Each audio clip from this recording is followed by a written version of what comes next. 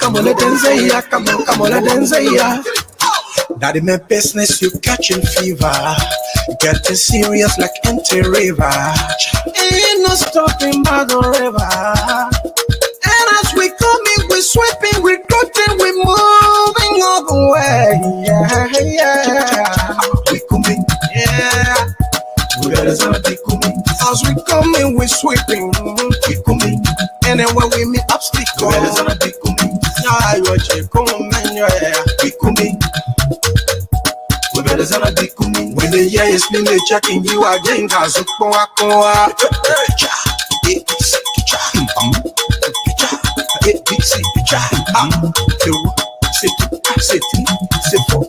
coming. We better start be coming. We coming. We better start.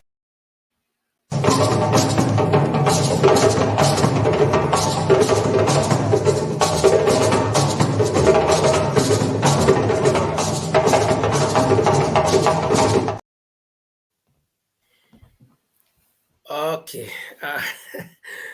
We let us say welcome to you. This is the Bottom Line Liberia, the show that brings you the issues, honor discussions, and give you personal analysis as well as deep thought into what is being discussed. My name is Linford Goa, along with Paul Tripley and Jamal Kamara, all in the UK, and I'm here, Olundeme, in Scandinavia. But let's say welcome to you guys, gentlemen. Jamal, it's been some weeks now. We haven't seen you. You ran away. Tell me exactly, where have you been? Oh, you are muted, Jamal. But Paul, Jamal, you see the guy ran away. Yeah, I hear you now. The guy ran away. I did not run away. I was on a religious holiday. I went for a religious holiday to just keep quiet and have some serious meditation.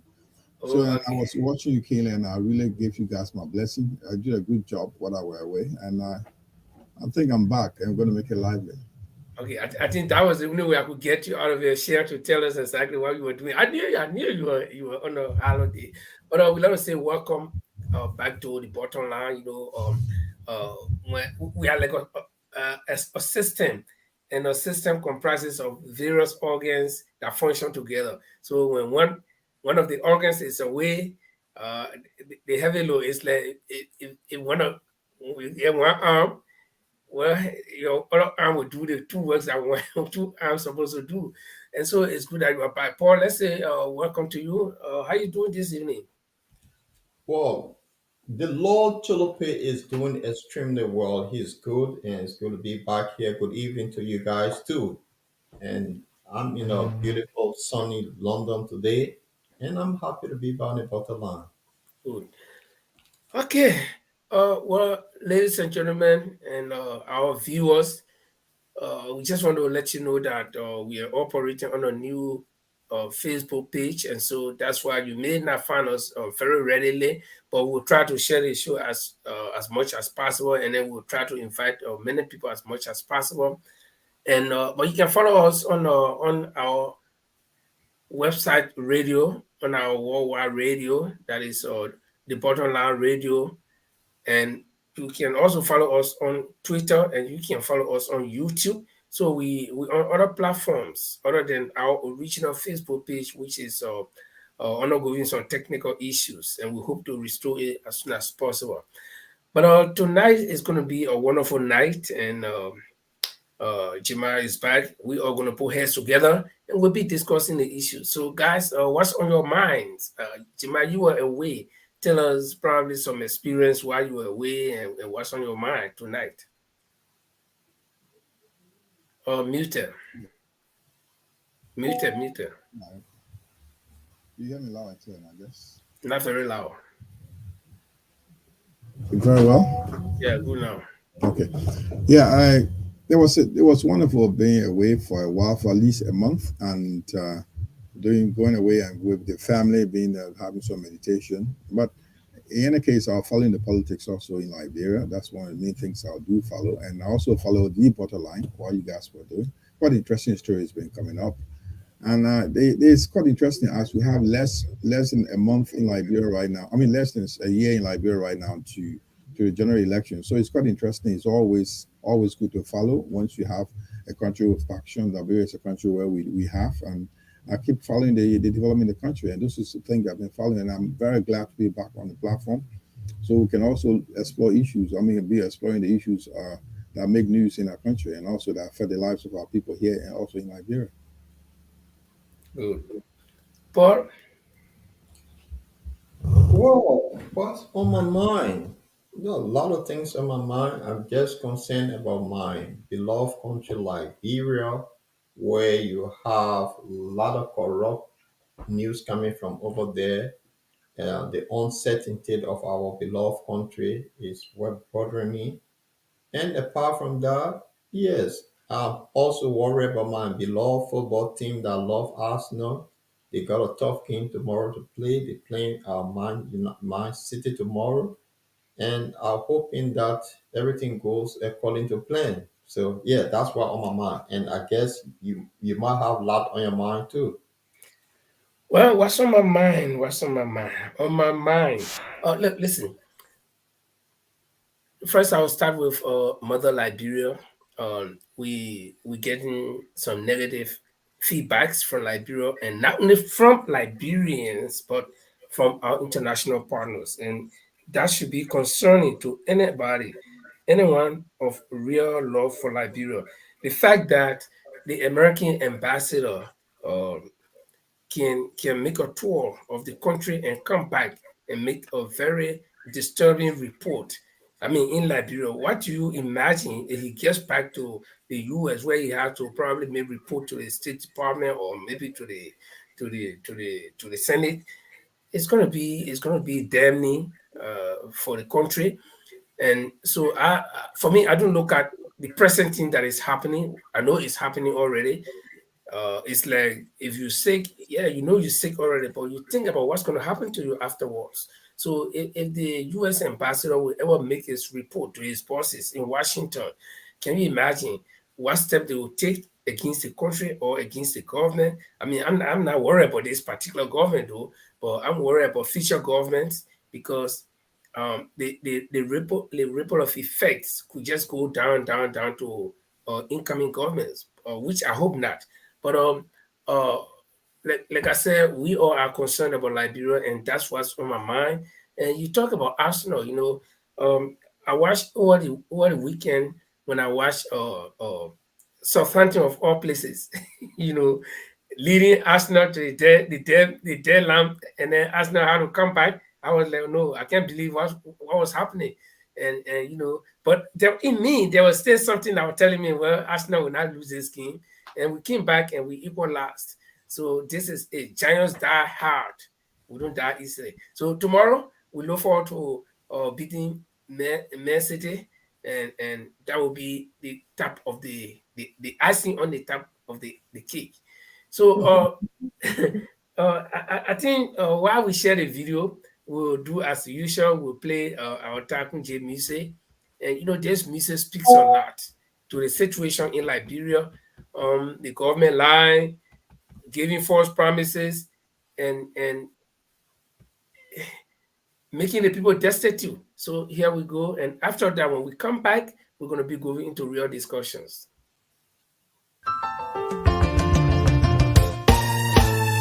My people, where you at? Where you at? Wake up from your slumber, stop sleeping.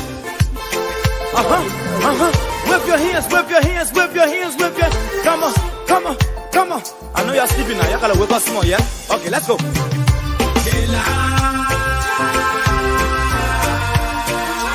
people who us, the people lie to us, the government betray us, so much. They lie. The people who us, the people lie to us, the government betray us. They can lie, they can steal, they will not the I said we tired with their lies, we tired with their promises that led us to all our damages. We tired with that speech they preach in D and now unique they deceive us. The thing we saw, it frustrate us. So why can't you lie?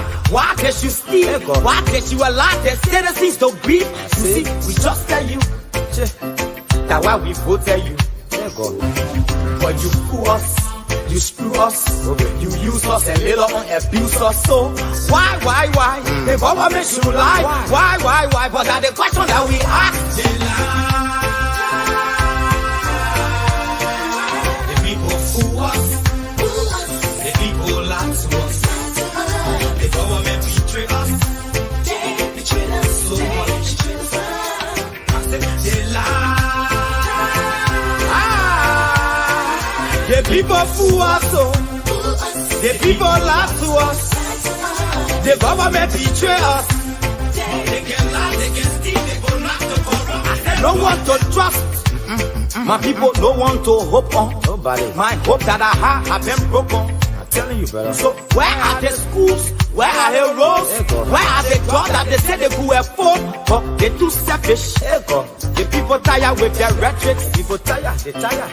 You see the reason why we ask why the government betray. They have enough of time, but yeah, then instead they delay. People suffer.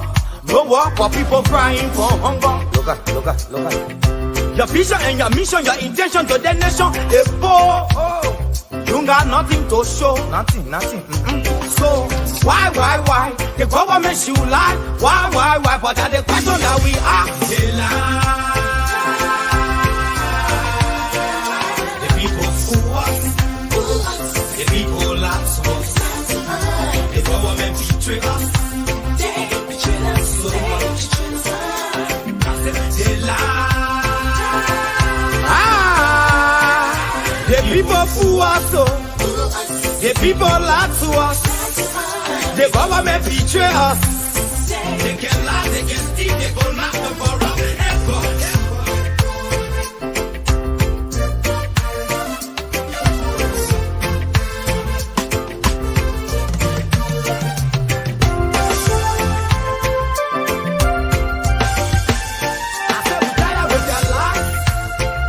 We tired with their promises that led us to all our damages.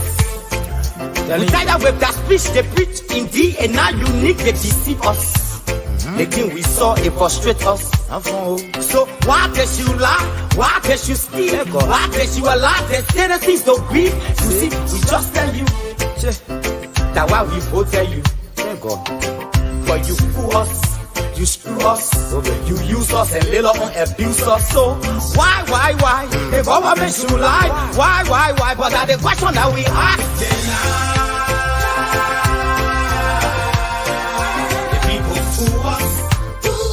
The people lie to us. The government betray us. They betray us so much. I said they lie.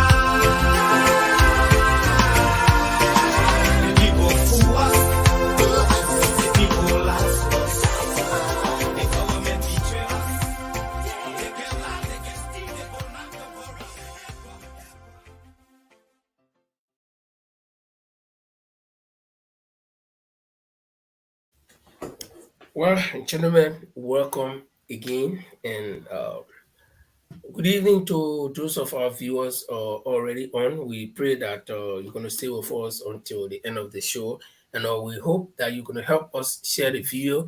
And like I said before, we having some technical issues with our original Facebook page, and this is why you may not be easily able to find us, but we're hoping that we're going to get it up right in a couple of days from now. So we're going to start here this evening by just introducing what we'll be discussing tonight, and probably you may have had some ideas that the American ambassador to Liberia, or credited near the capital, Monrovia,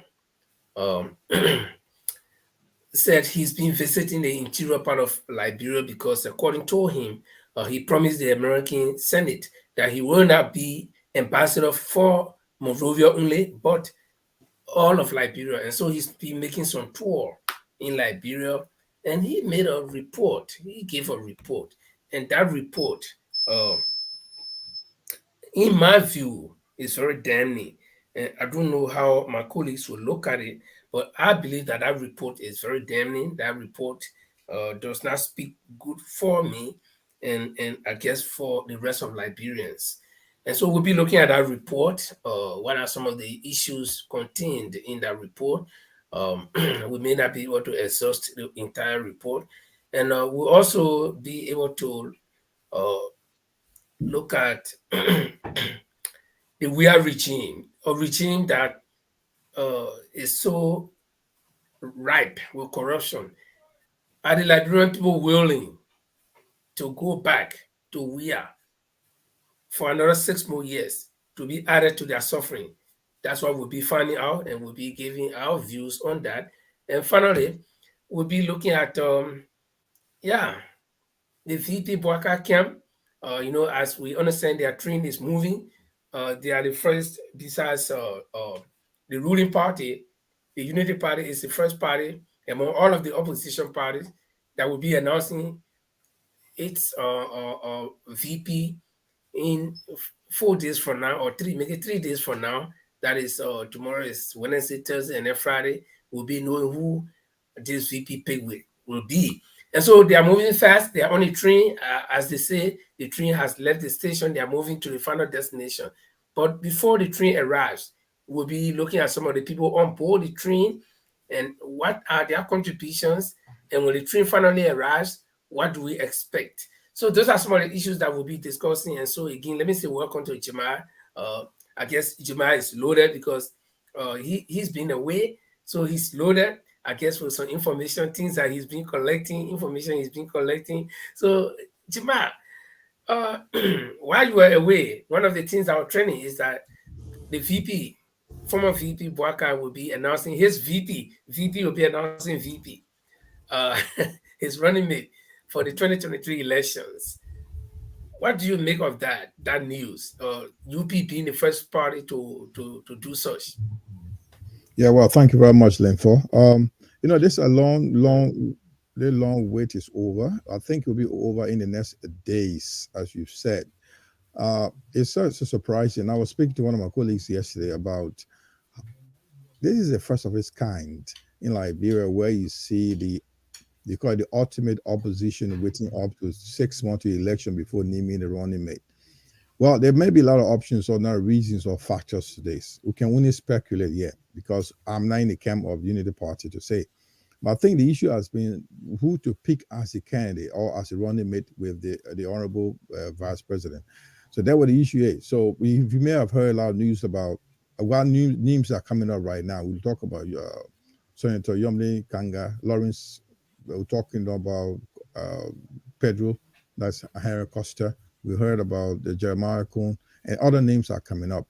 So the whatever the case may be, we wait to see, Linford, and I think it's going to be quite interesting. And we can't conclude right here. We can only speculate. But whatever the case is, they know who is to pick. We've got 4 days to go. The train has left the station, so the train must arrive. We got all those 4 people on board already. The name, those are named are on board. We believe that one of them will be picked, or somebody else not on that train. Some are waiting at the station, at the destination, waiting will be picked. So we hope to see. And this is kind of quite interesting thing. I don't know whether the VP in these kind of elections have impact to play in the elections. All the political parties have waited. The CPP is waiting. The 2 main oppositions that are making headways in Liberia are waiting for 6 days, almost 6 months to the elections before they can name their running mate. So it's quite interesting. So we'll all be looking up to CPP to also name our candidate. But let's see what happens in the next week, 4 days to a week, to see what they're going to, who are going to bring forward. And we'll be looking at that. Whether it's going to be Costa, Henry Pedro Costa, it's going to be Senator Lawrence Nyomli, or it's going to be Jeremiah Kuhn, or one other person, because those are 3 names that are really popping up at the moment. So we hope to see. But it's quite interesting.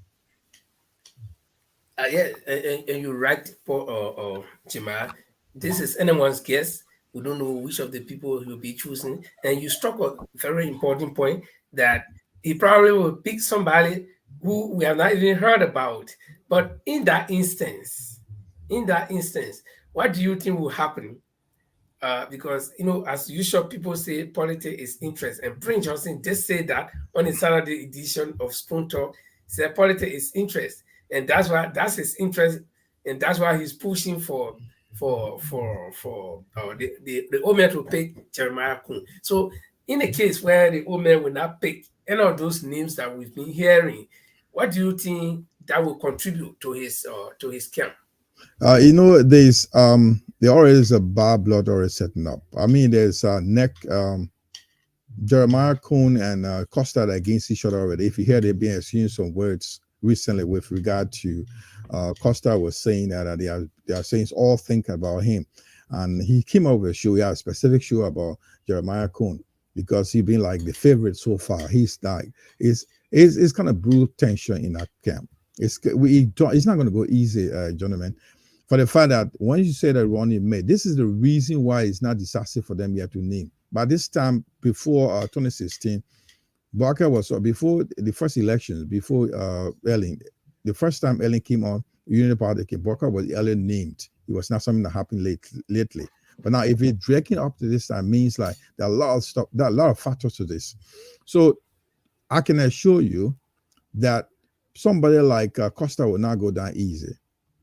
All right. You also see Senator Prince Johnson already on the campaign speaking for. He was on the Spoon asking the President Ellen Johnson Sirleaf to forgive Honorable Boakai. I mean, he's carrying already a massive campaign, trying to find a way. At the same time, Costa is having a show, having press conferences. I don't know about Senator Yombly, but what I know of, those two guys are making headways in the country. So none of them will actually accept it easy. It's not something like, well, we agree, we come around somebody and say, let's support this person. This is what happened with this CPP, the breakdown of CPP. They agree at this. I just want to go a little bit of background. At the start of the CPP, when they started put CPP together at the start, they agreed that it should be a coalition. We all should go for a primary and support one person if we agree on it with no tension. At some point, somebody believed that somebody was having more moves, headweight, and they begin to undermine each other. One person took somebody to court. So Liberian people are misunderstanding, saying that oppositions are fighting against each other, which is not. It's one group against one person. This is what they don't want to explain. But just to bring you back to the issue here, I can assure you right now, it's going to be tension. That could also have some negative impact on the chance of the vice president, because he needs to settle that chaos. That's going to be a serious commotion in that camp, because Costa is not going to go down easy if he's not picked. Jeremiah may be quiet, but Johnson will not take it, because Johnson has been on the you've seen what he's been doing lately. He's been all on the media everywhere, talking about how he support the old man and whatever it is, and how the old man should reconcile with Ellen and make sure that, because Ellen is a big factor in the Liberia election. So I don't know much about John Yombly for so far, how fast you're going to do it. But your two guys I know that I've so far named as a potential running mate for the vice president. You guys are going to go take it lightly, because they are willing to run for that to be the vice president, the vice president, Joseph, Honorable Uncle Joe or Joe Boakai. Okay, Paul, I think you understood the question I asked. Now, with all these people names coming up, and let me just dive back a little bit, where the VP has been in close relationship with few of them. The Jeremiah Kun thing is very new. When Prince Johnson came in the picture before the Jeremiah Kun thing started to pop up. But let's look at the role that Costa have been playing. Costa, I think almost from immediately 2018, 2019, after 2020, Costa started supporting GMB, and he's been talking in his favor all of the time. He's been carrying the message of GMB. Jeremiah Kun was nowhere, Prince Johnson was nowhere. Normally Kanga, where I don't think she was so relaxed, probably with some assurance that the woman would carry her. And after Liberty Party broke away, the half of Liberty Party broke away from the CPP, normally led them to the woman. And then Jupiter Nagure, who is Costa's mentor, was also, along with them. So they all left with ALP. Now, but Costa has been working hard. Costa took the woman to America on at least 2 different missions. The first time he carried him, and we saw some pictures coming up, which I wouldn't want to be describing all the time. And the second trip, they carried the old man again, and they even had a fundraiser with that very big basket. And somebody said the basket was empty. I don't know because I was not there. But again, Costa, I mean, let's give it to Costa. Costa has been instrumental. That even Costa announced that if it will cause him to abandon his senatorial ambition, but to make to make the reality of GMB possible, of becoming president, he will do that. And I don't think that's a very light step to take, I mean, against your own self. So, Paul, here we are. Prince Johnson bounced in last minute to town, boasting of numbers, and St. Politics is number. He's been pushing his boy, Jeremiah Kuhn. And Costa work is clearly seen. Costa got a profile that we can go through with GMB. But then Jeremiah Kuhn come with this number thing. And then all of a sudden, his name is popping up. And normally Kanga invited the old man to Buchanan. I remember some time ago to a birthday, and two of them lifted their hands up, which signifies something as well. But I mean, here we are now, and it's been delayed. So the old man said, "You finally name somebody. Who is your pick? And tell me why." You are muted.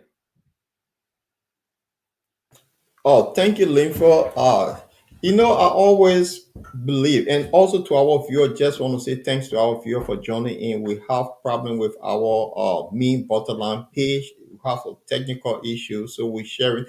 If you're first time on this, kindly share this, because we have a very fascinating topic to talk about today. And I think we got a few people here. We'll be talking about the U.S. ambassador, a statement that he made for our Liberian government. Also, the pick of that's the topic we're discussing now. So kindly share this. You can also find us on YouTube. We're on Twitter at the moment. It's live. So share it for us, please. And thanks you for being with us. Yes, to your question, Lefa, I always said my favorite is rescue number 2, Henry Petro Costa. You see, when you have done the dirty work for somebody, it's just hard for them to drop you. He was used to break all the CPP. He was the key arbiter of breaking away the CPP. He was the man that he used. So you cannot use somebody and then don't pick that person. That's how so Rescue 2 was on a mission. From day one, you remember they said there was a agent plan within a CPP. And we got to know later, they said, well, most ability, but we got to realize that Benena Ure and Henry Costa were the people planted in a CPP to destroy it. So if they've gone to that length to do all the good things, to break all the CPP, that they didn't want competition, they wanted to bring the Unity Party back to life, and it destroyed the CPP, why would you not pick Henry Costa as your running mate? He done the work. So they come here, Jeremiah Kuhn. If I were Henry Petro Costa, I would be really angry with that, to be honest. He's the man that they should pick because he done the work. And from day one, he destroyed everybody to keep my Uncle Joe alive. So Okay. he's my favorite, and them are picking. I don't know if Jamal want to pop. Yeah. I want to ask. What Paul is saying right now is, I understand his position, but when it comes to, we talk about numbers here, Lord Chuluple. Well, I come in. We talk about numbers here. If you look at, this guy does not have any base. You remember when what is his name? When Costa ran for representative positions in one of the districts in Maruba, he didn't win anything. All right, compared to Jeremiah Kuhn. I'm just saying, because Jeremiah Kuhn carries a county with him, a county with numbers. Election is about numbers. So since this guy broke down the COP, he was a chairman. COP does not exist anymore. It's just a name. So when you're looking at doing the job, going around, carrying the old man around is one thing. But the thing is, we talk on the results. Where he delivered results compared to Jeremiah Kuhn, who is come from Nimba County, may likely carry 80% of Nimba County Nimanians to vote for him. Where does Costa stand in terms of numbers? Yeah, Well, but I would say you're this. talking about normal. But we're Yeah. looking at. I think I want to start. Paul, you come in. I think I want to start with Paul. He said, "Listen here. You see, you can't be used to do all the farm work. You cut down the bush, you cut down the tree, you plant the food, the rice, you cut the rice, you cook it. Then they say that once you're not eating some. But that was then probably, you guys tell me, probably there was an agreement from the start that he was promised that you'll be given the job as a VP. It could be that he said it. If dropped something like that on one of his shows where he said he's with JMB because JMB is going to lay the groundwork for him. But it could be any other job. He doesn't have to become a vice president. No, he was among the pick, Jamal. Okay. There were 3. He's among the pick. So, and he should be the favorite because he don't. And if it, in terms of number, remember Costa himself said that it was he that called the June 7, and he's the most popular song after George Weah. And he can also have, listen now, he also have the petted tribe that he come from, so he have the numbers. So if he talking about numbers, then it means he's very popular in Monserrate County and Bon County. Why couldn't win this? Why couldn't win the? Well, that's a subject for another. No, but that's a poor argument. So if you ask that question, it's not a poor argument. But if you ask that question, somebody will come to you and ask you, Mr. Cummings King, 4th place in the past election. So what made him think he can win? You can't compare this guy. No, situation can change. The point I'm trying to make here is that situation can change. You cannot compare the two. I agree, but I'm just thinking for somebody who asked that question. Mr. Cummings came as a presidential candidate, right? And if you also understand Mr. Cummings, he's never lived in Maryland. He never lived in Maryland. Born and raised in Monrovia. You know his history.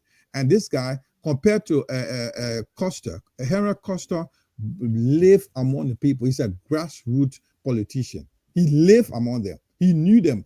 So then you have the number. But he couldn't even win. It doesn't matter, Jamal. The question for us compared to Jeremiah Kuhn, look what he did. Neighbor County, he went for, he got it, hands down, right? Compared to Henry Costa, he says he's a COP leader. He couldn't even win one. I mean, hey, well, I'm gonna vote. You tell me I'm gonna vote. No, but he was not COP leader when he ran. COP leader at the time. After that, he became very popular.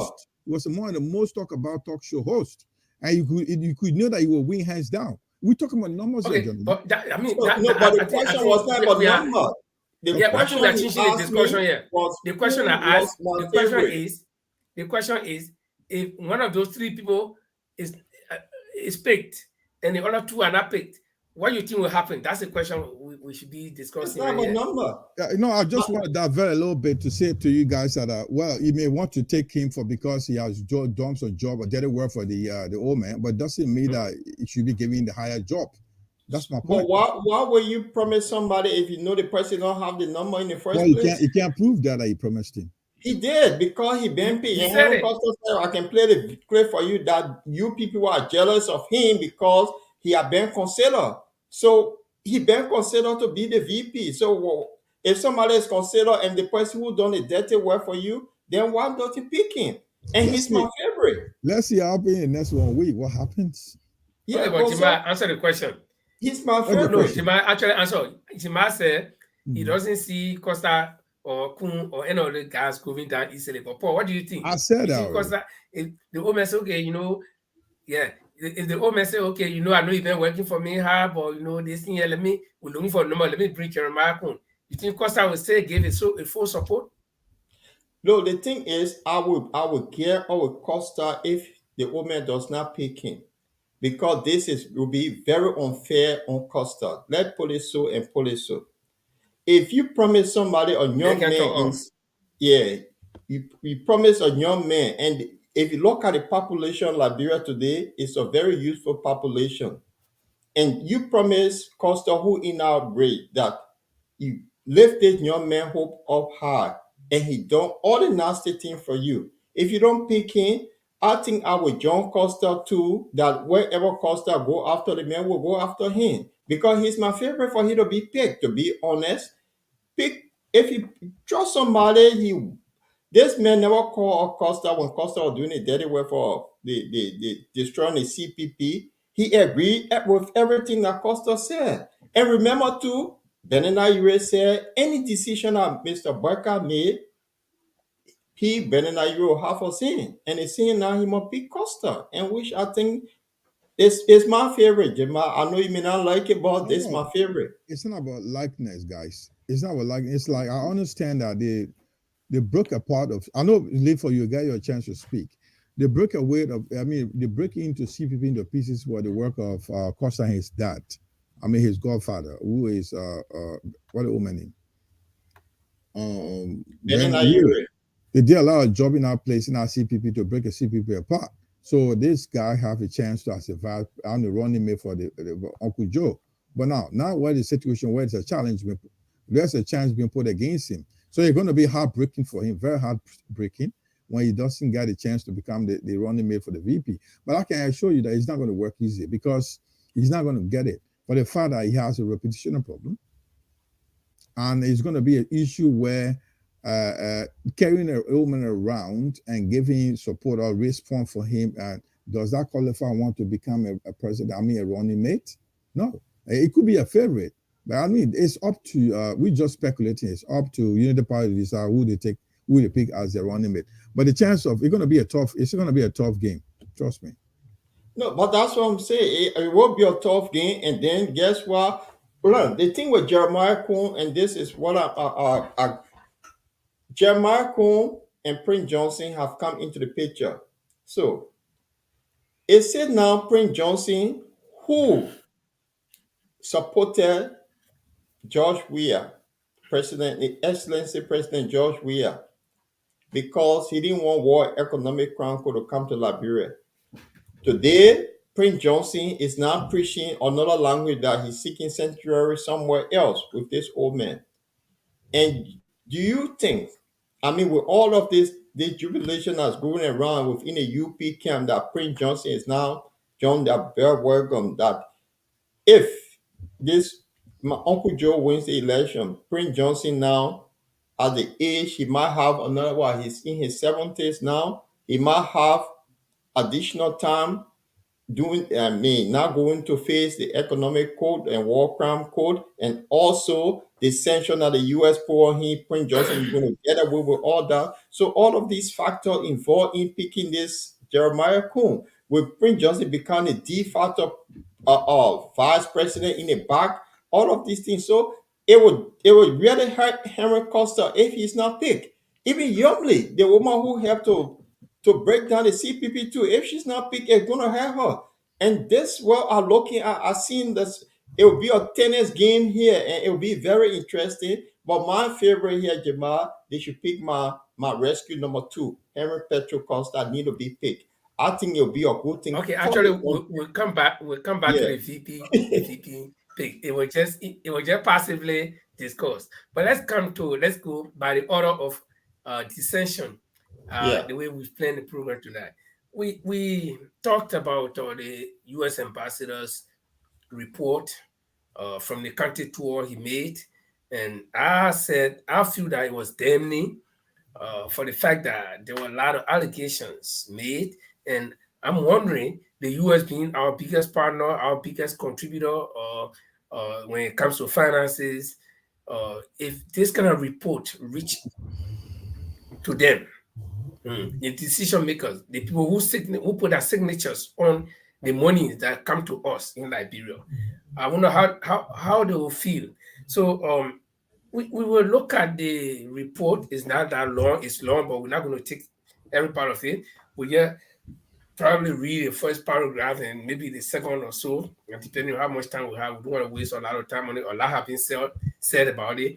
And in fact, this report is on the internet, it's everywhere. So people have read it, and some people even know it more than us.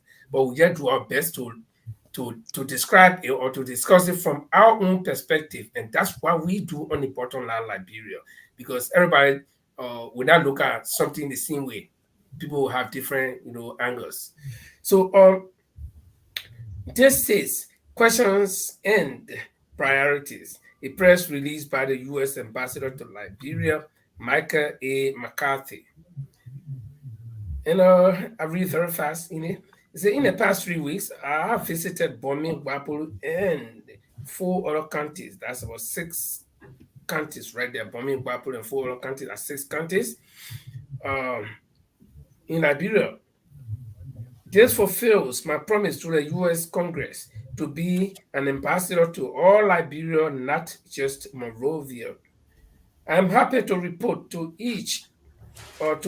each capital has its own unique bundle of trade and cultural ties, and that Liberians throughout the country share a warm, welcome spirit. Has its own unique bundle of trade and cultural ties. I'm hearing Liberians throughout the country share a warm, welcome that each capital spirit has its own unique bundle of trade. Please mute. Okay, so we continue. Say, I'm happy to report that each capital has its own unique bundle of trade and cultural ties, and that Liberians throughout the country share a warm, welcome spirit. Unfortunately, on the trip, I was startled and deeply troubled to encounter multiple county hospitals that received not one penny of what were promised in the 2022 budget. Hospitals on which lives depend, where outbreaks are prevented and suffering is alleviated, did not receive any portion of the 100,000 or more appropriated by the legislature for them to operate. Okay, we stop right here. We'll go later on. Now, the honorable ambassador started by saying when he visited, one thing he saw that impressed him, that made him happy was that warm, welcoming spirit of Liberians. And of course, that's what we are. We are very receptive. We are very accommodating. We accommodate strangers more than our own people. Okay? If I travel with a woman to Liberia to accommodate that woman, you'll sleep in the best hotel, while they will send me to Soniwe. So we are welcoming people. And that's what made him impressed on the trip. Then he said, unfortunately, very sadly, he realized that hospitals in those countries that he visited did not receive any amount, not a penny, of the money that was passed by the national legislature in a budget in the tune of 100,000 US dollars. Those hospitals, in his own words, on which lives depend, that is supposed to be that are supposed to be preventing outbreaks like measles or cholera, Ebola, or whatever, they did not receive any penny. Guys, does that sound like a good news to anybody here? Does that represent the Liberia that we all envisage, especially in this age? You're muted, Jima, you're muted. Some sound. It's okay now. Yeah, it's okay. Yeah, because it was echoing it, so you asked us to mute ourselves. So this is not surprising. Like from the start of this guy leadership, we've been echoing this on and on that the government was going to fail, and those in the legislature were helping to make this government fail. I mean, it's welcoming that the ambassadors have come up and highlight these problems that we know of, and we all know about it. It's an open secret, gentlemen. But the fact of the matter here is, why is it so at this time? We should be done earlier, because if you look at it, the government of the USA, the United States government has been giving support, financial support, to our various apparatus in Liberia for past years. So we expect these things to happen some years back to bring this guy to book. But now, it's still not late. It's still not late to go and find out and tell us why are these problems. But what we want to do, what happened, what will be the consequences to this report? Will the Liberian listen? Will the Liberian use it as something against the government? Will the Liberian use it against the government? Will they come out and make some demanding, decisions or will they go to the legislature, ask them to make a report, to give account of these things? That's where the issue is. Our people will just say the reports are made in the next couple of weeks, go in the thin air. Nobody talk about it anymore. We've seen happening. You saw what happened here when this very ambassador was involved in sanctioning some of those ministers that were involved in corruption. Those ministers are still around, going around masquerading. They say they are liberators. In fact, Liberians are vying for these guys to run for elected positions. So bringing the reports out at this time is those of us who are out here, we see it as something that we want to know. But what impact will they make? So the only way it can help us is the American government have to make, they provide the funds. They have to make some, the government of Liberia at the time of this time should bear the consequences. What have they done to the money? Why should give some report? That's the only way we'll get a good result of this. If it's level Liberia, they don't see any reasons why they should make any noise about it. Because they'll see like, well, how many of Liberians that are having this information? Most of them don't even have access to the internet, to Facebook, to those reading. They don't. Most of them won't read. So we sit here and discuss these issues. Very well, we discuss it. Does it have any impact on our people? When our people come out and say, "Oh, we want the government to give account of what's happening," what the ambassador has said. I was just comparing it. The ambassador sanctioned through his office. They sanctioned a couple of Liberians for corruption.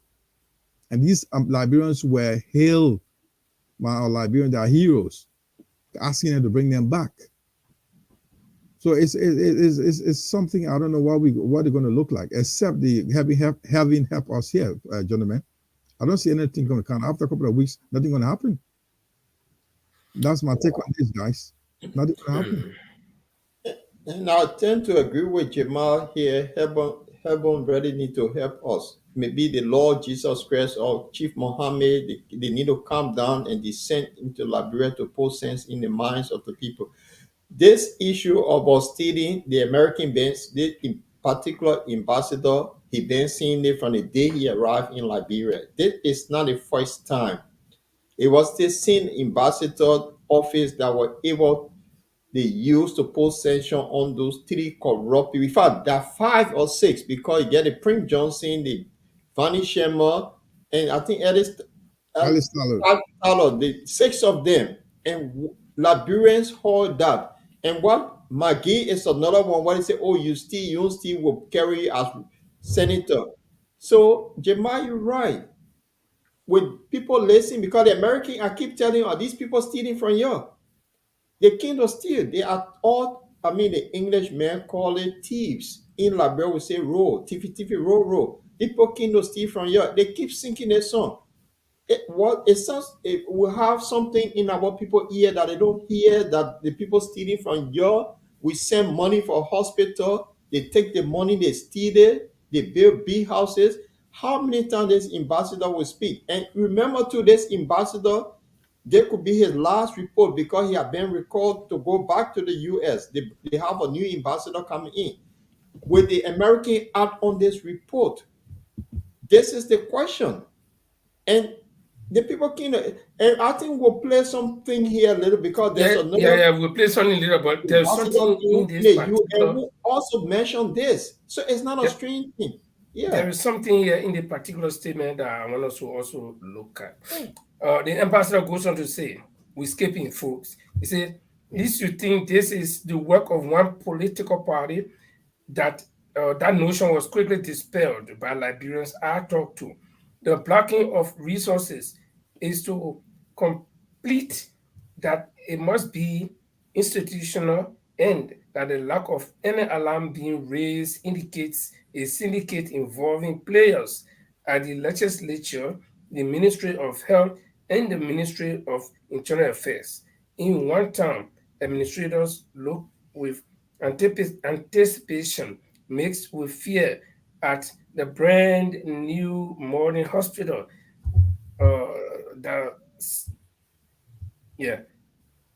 That's in Bapuru. Okay, listen. He was saying something. He said, he talked about syndicate, and he said that syndicate may involve, or it may be including the legislature and the government, and that is at the Ministry of Education and the Ministry of Health and the Internal Affairs Ministry. Because if you look at the whole thing, those are the three groups that have to do with the people. You see, the Ministry of Internal Affairs is responsible for the local government. That's the local government. So if anything is going to my county, it goes through any support, it goes through the Ministry of Internal Affairs. And that's the minister. Then from the minister, it comes to forget all the deputy minister. They come to the county superintendent. So you pass it to the minister take it to the county superintendent. The county superintendent will now take it to the various district commissioners, paramount chiefs, then go to town chiefs, then go to the quarter chiefs, that the laymen, the lowmen down there. So those are the people that have to do something to do with the local people, the local government. Then locally, Ministry of Health. Since this concerns health issue that the hospital did not receive any money, who does the money for the health issue go to? The Ministry of Health. Okay. Then what part does the legislature play? The legislature part is that they approve this budget, one, and two, it is their people that they represent that are supposed to benefit from whatever assistance have been given. So you see how you drag in the syndicate, members of the syndicate? Yeah. Okay. Yes. In addition to what you're saying, Linford, within the various legislature, there will be a committee that has this healthcare delivery system. A chair of a committee that manage make sure that a very proficient or effective healthcare delivery system is in the country. Somebody must chair that within the Senate, so they know what happened. Like the people that you just named, they receive the funding. This is the kind of thing we call in Liberia the elephant meat. While people are vying for government positions, gentlemen, they just want to get there and drop us off. Just cut us off. And this is going to go on and on and on. It's happening in Liberia. We don't say anything. If this happened in the West, that's the end of your political career. When Prince Johnson, Vanny Sherman, among others, were sanctioned, that should be the end of those guys' political career. They should have resigned to elected positions, and that was the end of it. They are still there. And it happened with McKay. So, guys, what we are saying here, the ambassador has done his job. He has come up with many reports highlighting the corruption, the high level of corruption in the country. Everybody sit and look at it. And when the same thing, I just want to remind you guys, when the SB, Mr. Alexander Benedict Cummins mentioned about that $30,000 that was given to those in the house. Yeah. Who took on him? It was DeLong who spoke against him. They said that was an entitlement. And it was like, that's where you start from. So if you look at the whole situation, I just said it. After a couple of weeks, we will sit here, and other Liberians are out there who just followed something in the media will know that this is happening. 80% of Liberians won't know what's happening when they don't know about the ambassador's report. If they don't know about it, what can they do? Our population and a population that will stand up against these things. We sit there and say, because man, let them eat something, I have time to eat. We'll move them from there. We'll move them. Why are you going to move them? Ambassador, if the ambassador is thinking that he stay long, I don't know how long he served in Liberia, he should know that those reports are only people could be for the American government to act on, enough for Liberia to take on. He knows what's happened, all the actions he has taken place. So it's a sad story for us, gentlemen. It's a very sad story for us that we're going through these things, and we think like the system is going to go good for us. It's not working well for us, and we sit here and just think like we walk into the empty hospital, world good edifice built for our people to deliver a good healthcare system, no medicine, no medication. Every movable object is being stolen. You can't even find paracetamol in those shelves in the hospital. And we're saying that we want to put the government back to power. It's not a shame for us. It is a hard thing, Jamal, and it's in Liberia. One thing I noticed, the people kind of walk a hill hey to the thieves, the big thieves. If you're a big role in Liberia, everybody pay respect to you. But if you're Zoko that went and stole somebody's mobile phone, they beat you unmercifully and probably killed you. But then if you steal, they gotta put these people into how do you call it, abject poverty. he become hero. This men are good men when you steal from the elephant meat that people suffer. So Jeremiah, you're right. The same people go start singing tomorrow. Oh, Majesty, he still reporting that.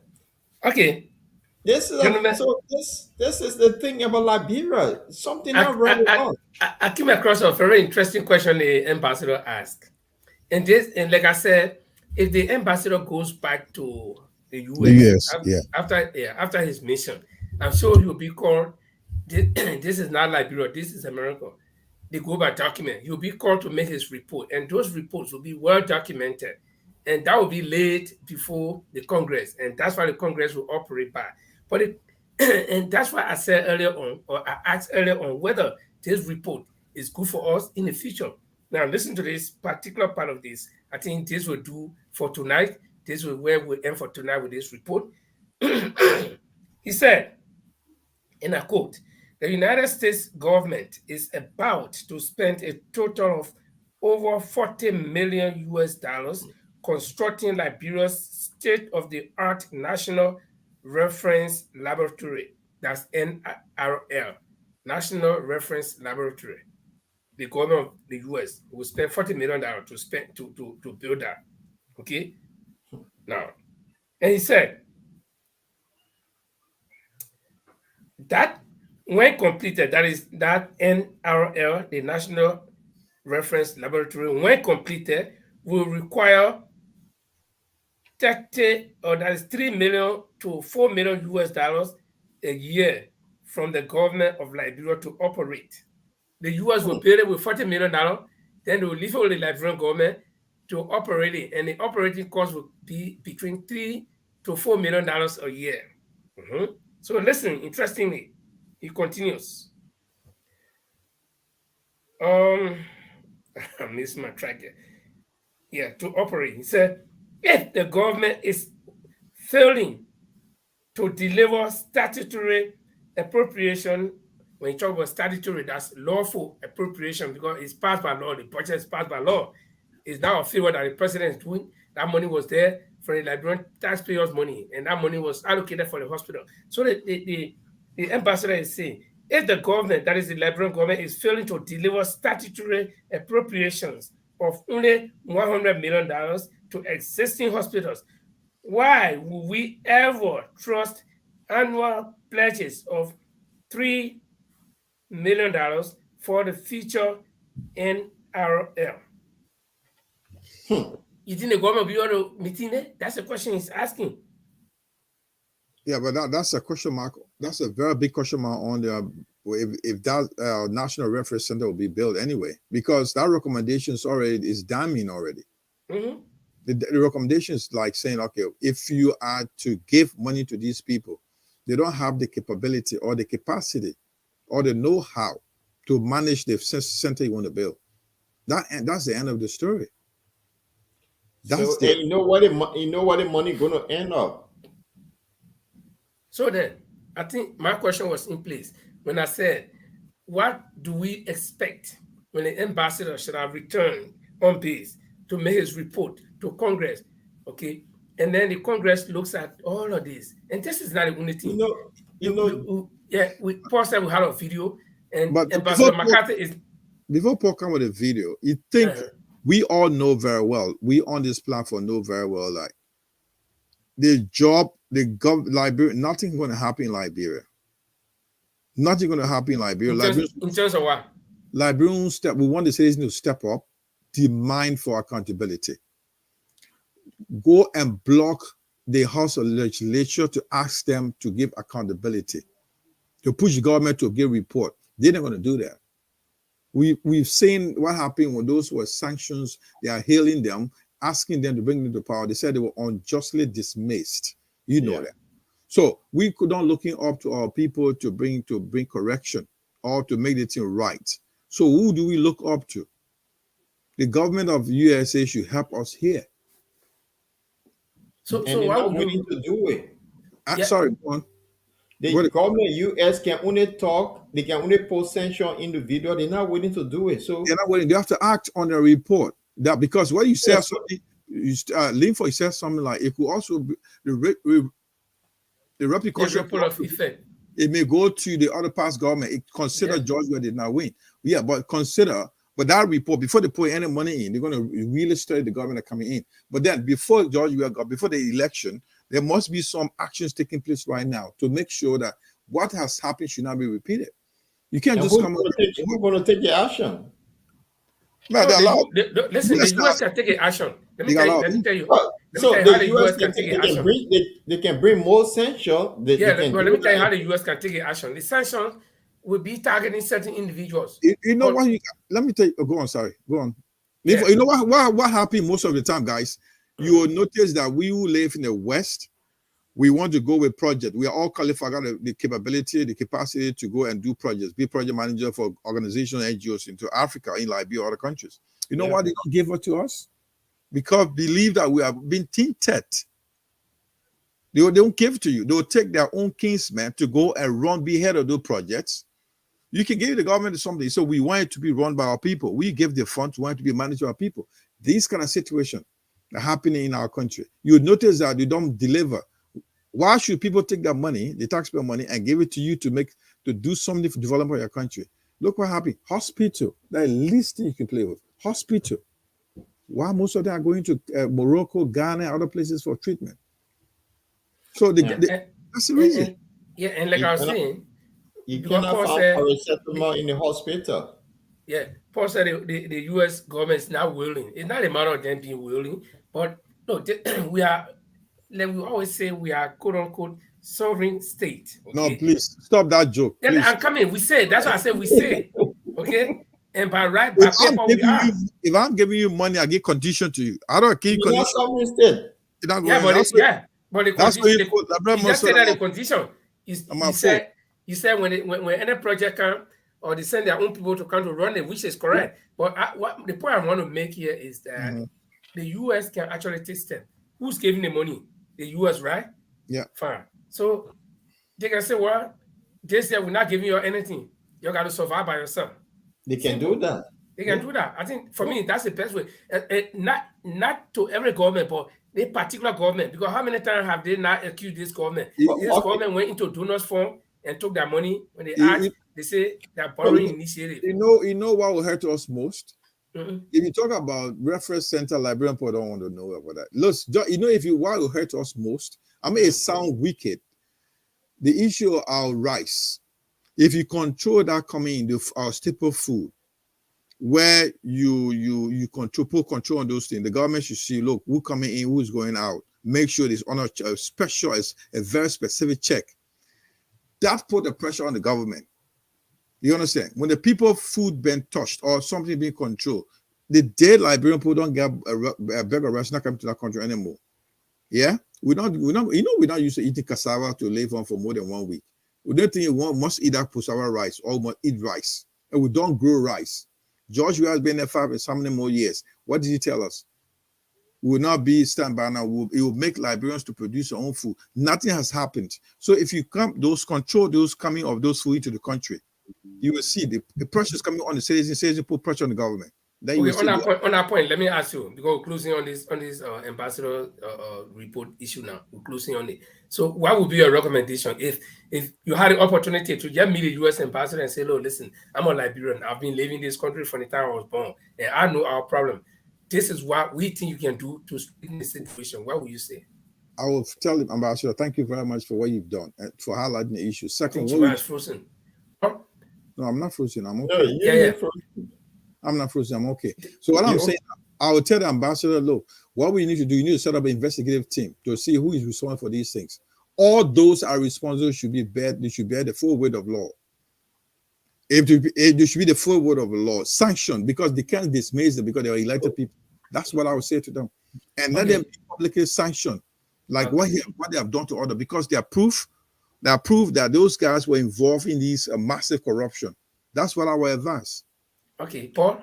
Yeah, this is quite interesting topic, though, although you want to transition, but something just not adding up here. To be honest, the Americans have been hitting Liberians, but it seems to mean that we just people that don't care, we don't listen. The fact is that they put sanction on 6 persons in Liberia. They're telling you these are bad apple. The fact is that the CIA can invite your president for questioning.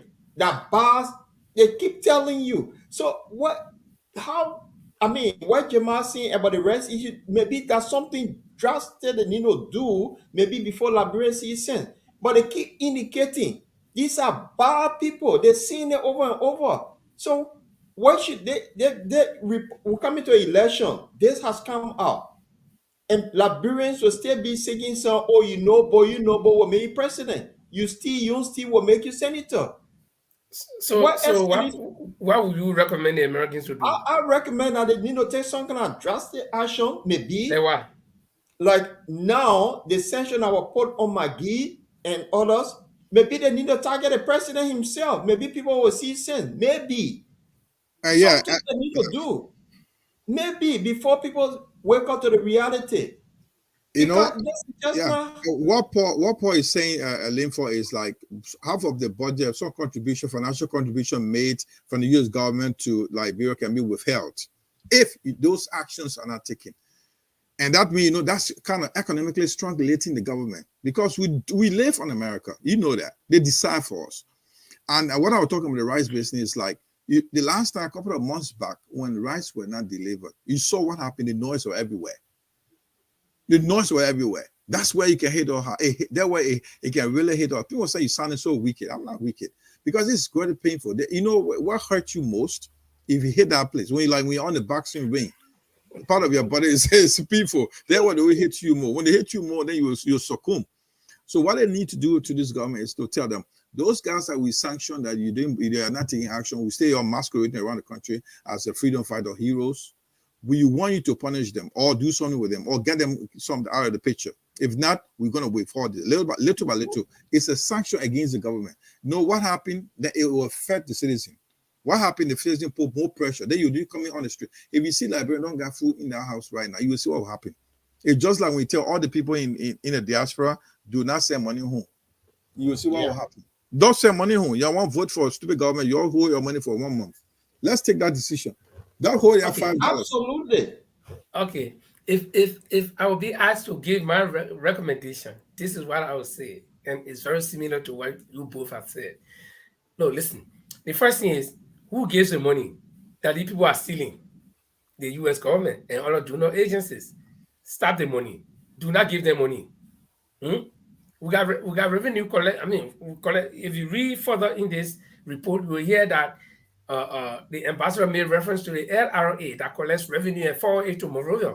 Okay, so we actually have revenue, but it's like this. Like those of us in the diaspora, right? Your brothers and sisters are home. Probably they go to school, some of them want to make business, and we are all falling victim to that. They will say, oh, please send me money. I need to back up a boat. You send money, the next place you'll find a man in the club. Or in a boy giving the money to a girlfriend. Then next time you call you again. Oh, because he knows that he expecting it from somewhere. It will come free money. So, in as much as we can raise our own little money internally, is not enough, but we still have something to live on. Then the government will know that we have very meager resources and we'll learn to manage it. But you got your resources coming. Say you're collecting 10 million every week. Then someone at Cruise will give you 50 million. You say, oh man, that pastor money, that pastor fees, you'll be putting in your pocket.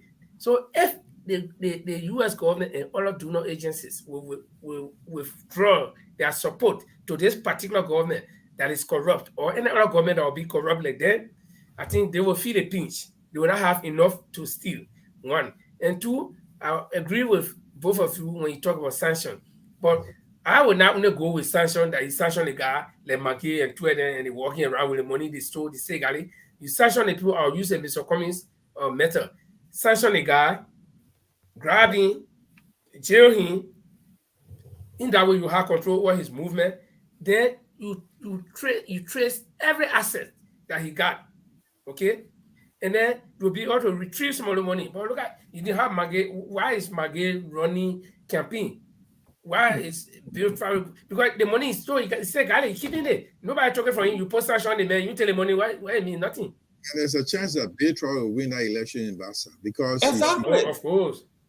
because he has really put some money out there. He got good money to spend in Bassa County. So if those guys were in jail, one, or if they are going after them and retrieve all our money, they would not be passing around here. You saw the first month of the session, you saw Mageko Su there were beef for him. They were hanging on him when he go flying. Okay, so but they still got the money, so they will enjoy, and that's why people will go behind it and sing because they're teaching out the money to the people. They will sing that song. If you came apart, you can came apart, I'll vote for you.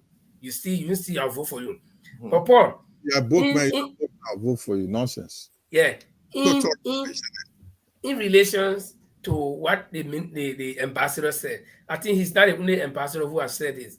The former ambassador that he replaced, Ambassador Linda Greenfield, did make similar statement about corruption, how corruption destroys the very fabric of the society. It's a broad day stealing.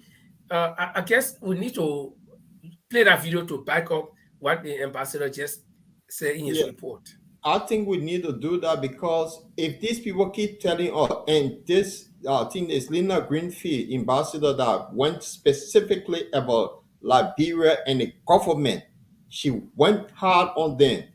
And let's listen to this and let's see what our viewer think too. Plain and simple.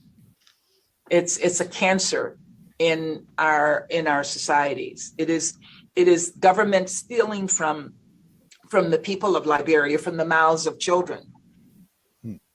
It takes away access to health care. It denies citizens their right to public safety. It stops young people of Liberia from getting the education they deserve. It takes the future away from them. It prevents this country from having the healthy business environment that it needs to lift Liberia out of poverty. It has denied Liberia its place in history, a successful and prosperous country with so many resources to contribute to its people's well-being. Corruption is a democracy killer, and we cannot have that in a place like Liberia, which we're counting on as a bulwark for Africa's democracy. To me, this is the most pressing, it's the most forward-looking challenge. She concluded, she said it all. The people cannot be suffering, and some group of people just come to power and just to suffer the rest of the people. I mean, it's not fair. Taking food from the children's mouth. Yeah. Children they're sick, they go to hospital. No one drop of paracetamol that they can take. But one guy will take the money and bake on the media all over the place. And one guy will have little accident on Lofa Road and take the money and fly to foreign country. India. Then the driver who got wounded as well, they were saying to GFK. Can you imagine how inhumane these guys are? But Paul, then the biggest question that comes for the transition, the biggest question that comes to mind is, are Liberians willing? Are Liberians willing, or will Liberians sacrifice again to live under such a regime for the next 6 years, totaling 12 years, like they did under Ellen, even though, comparatively speaking, Ellen government was much better than this government. But are Liberians willing again? Are Liberians going to be still that stupid? Are Liberians going to be still that mean to themselves? Will Liberians be this insensitive to their own plight to go under such a regime? Talk to me. Well, the thing is, that's a good question though. But our people in Liberia, sometimes you wonder what's really wrong with them. They see the bad thing in their faces and they will tell you, say, oh, it's good for us. So in normal country, I would say normal country, because it seems to me Liberia is not a normal country. Because for normal country, this particular group, they will not be thought of. They will kick them off like you take bucket of water and just waste it. Bah, you leave. That's how to treat them. But is Liberia a normal country? I would say no. We just talked about Maggie just now. You still will make you senator. If the people have that concept, this is the issue of it. But in a normal country, this group will not be put back because from day one, before they came to power, Joel Howard said something fantastic in Bond County. This is our time. This is our time. Join the CDC and let enjoy. This is our time to milk the system. This is our time to steal. And these guys are proving it. And what they have done overnight, imagine somebody were in Zinhao yesterday. 5 years on, this guy is living in mansion. Imagine somebody that was living around the swamp, that was frog was sinking in their ear. Today, that person was able to pay monthly for his dead mother. Imagine that. In a normal country, these people will never smell power, but is Liberia a normal country? That is the situation. So let Maggie go somewhere today. Yeah, George will appear somewhere today. You will see them yielding to these people. Let they have done well. Some of them will even argue, oh, let's get a man let's get in the second term. Here he go. The man just building colossal roads around, he doing well. Normal country won't think like that. You cannot go to hospital. Your children can't go to school. And they're telling you this people, somebody from us out there, they stealing from you. You're hearing it. They've gone to their length telling, say, oh, we are sacked Maggie, Bill Traore, and this other guy, Sereno Sifa, for stealing. He put them aside to prosecute them. He can't do it. And everybody knows they're not ignorant to that. In normal country, they will kick them out. But in Liberia, I'm afraid this is the country that we came from. Maybe Jamal will have another thought. Jamal, I guess you got a question. The question here is... I did get a question with regard to... Yeah, go on. Please repeat the question if you mind. Yeah.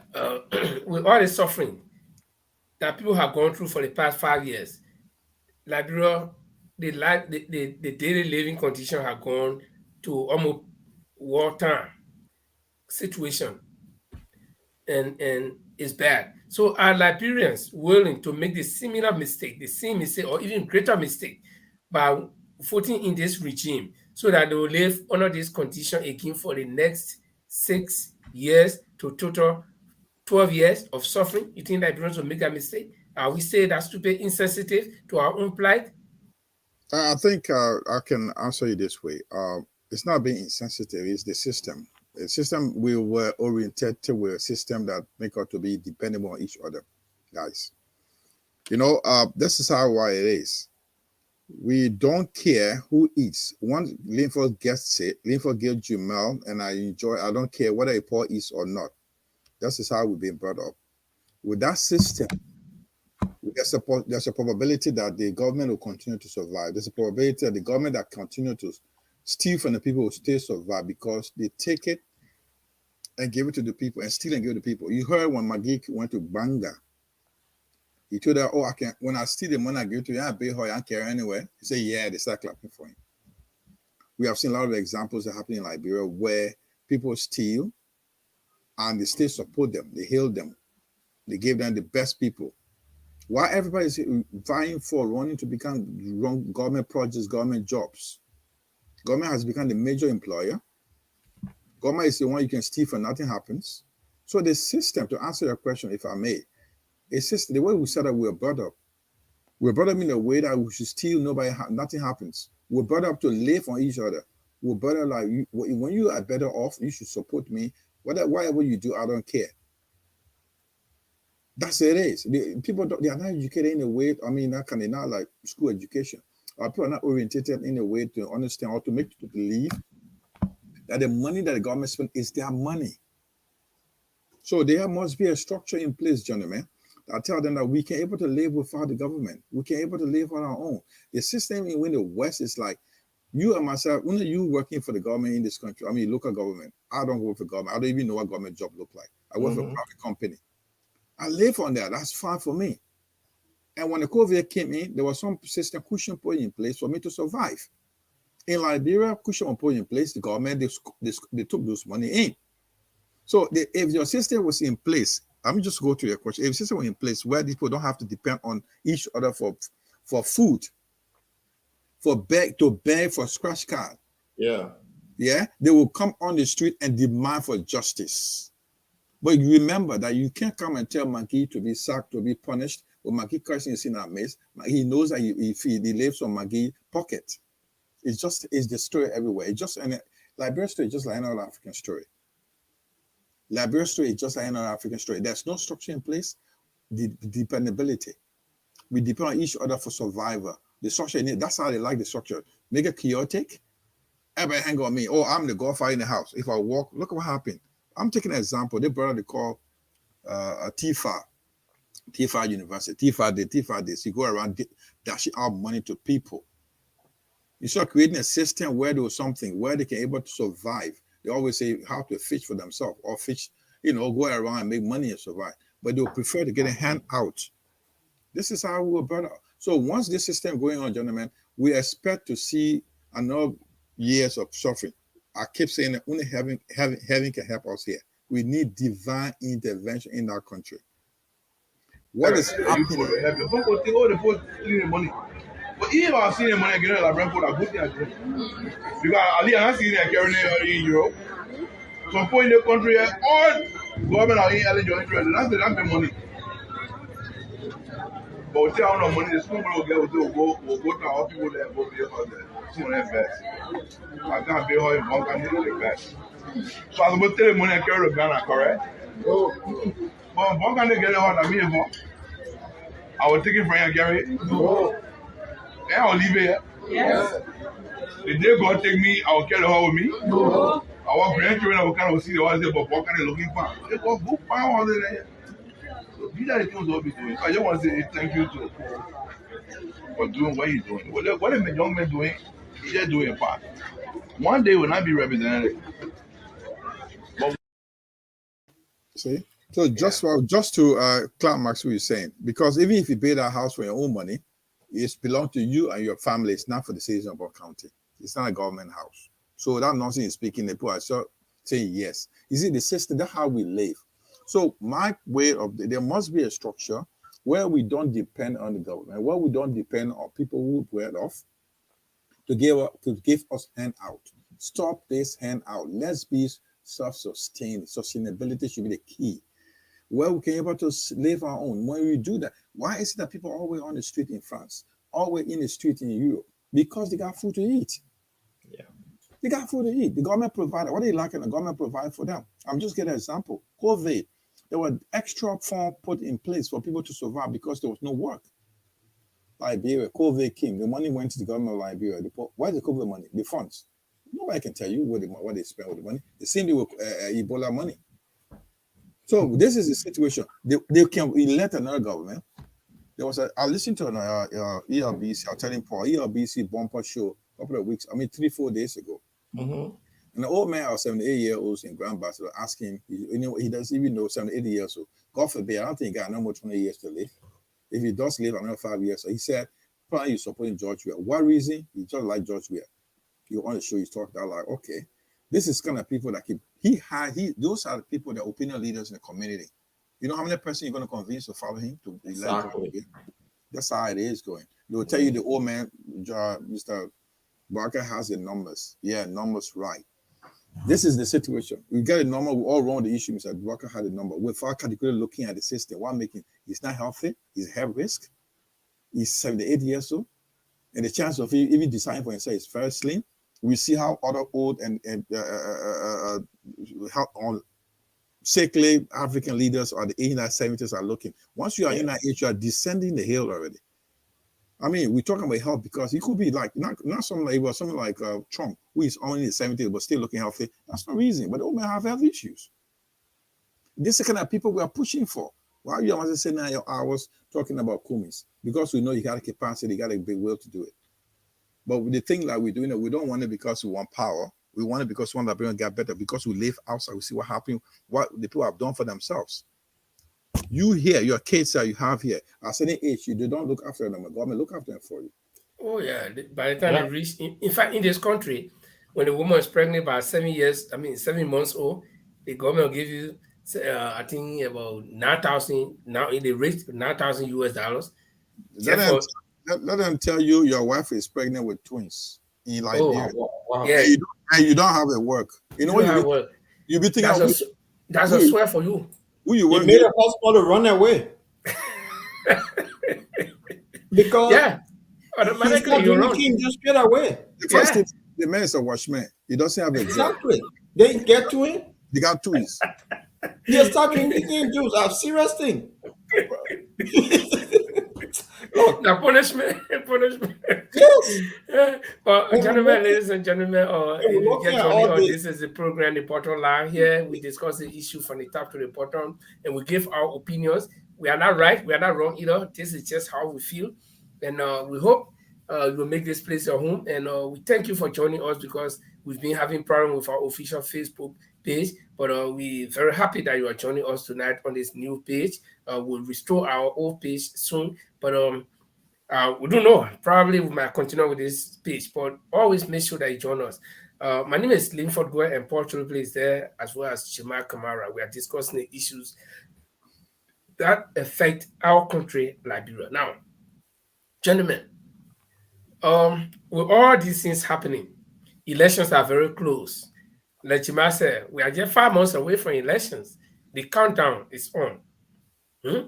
For those of you who are very good in math, today is the 25th of April and October 10th. So we're moving. We less than 6 months. We'll be having the final verdict. Now, but within the 6 months time or the 5 months time, there will be a lot of things happening politically. There will be political kind of pay, political tactic picking them will come. There will be beating tactic. We'll be seeing who jumping over ahead to the other side, and it's happening already. Edwin Snow. We'll go to our main topic, but let me get bring this in to remind us. A couple of months ago, if I'm not mistaken, 2 3 months, barely 3 months ago, there was this thing in the news about Edwin Snow and Ome Joe Boakai, where Edwin Snow came on spoon and said Ome threatening him that Edwin, the way you betray me with Joshua, you will see, you will pay a high price. Okay, and Edwin Snow seemed to have taken that thing personally because he still had all the screenshots of the discussions on his phone and he displayed it. Now, over the weekend, we saw that in Bomi County there was a very big meeting according to them, and it was successful for the Unity Party.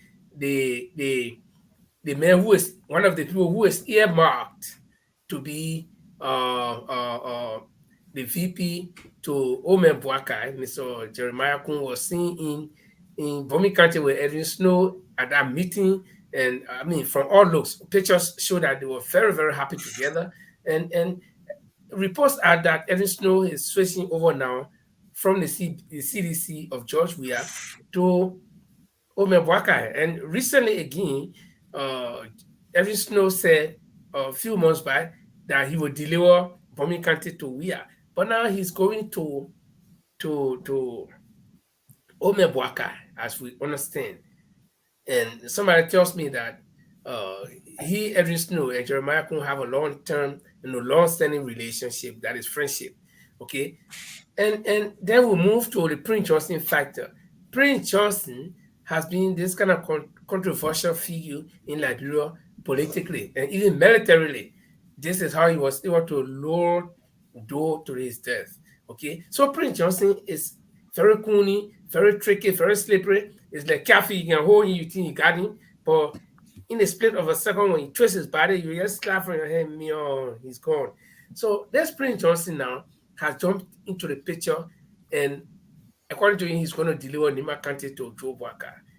But Prince Johnson has a history with Joe Boakai, where he described Joe Boakai as I don't know how to call him, but he gave several different kinds of description about Joe Boakai. Okay, uh, I saw that video today. I don't know if Paul, do you have that video? Well, the one he spoke to Joe regarding we are helping him and all that. Is that the video you're talking about? Yeah, it's not a video. In fact, the one I have was an audio where he said the woman collapsed and we had Yeah, to take him to. is that the one you're talking about? Yeah, that's the one that I'm talking about. So I want you to play it, and then we'll discuss how people see evil. They know that this thing is evil, but they still go to it for convenience. So play it. So before we play that, I think there's a reason here. Mhm.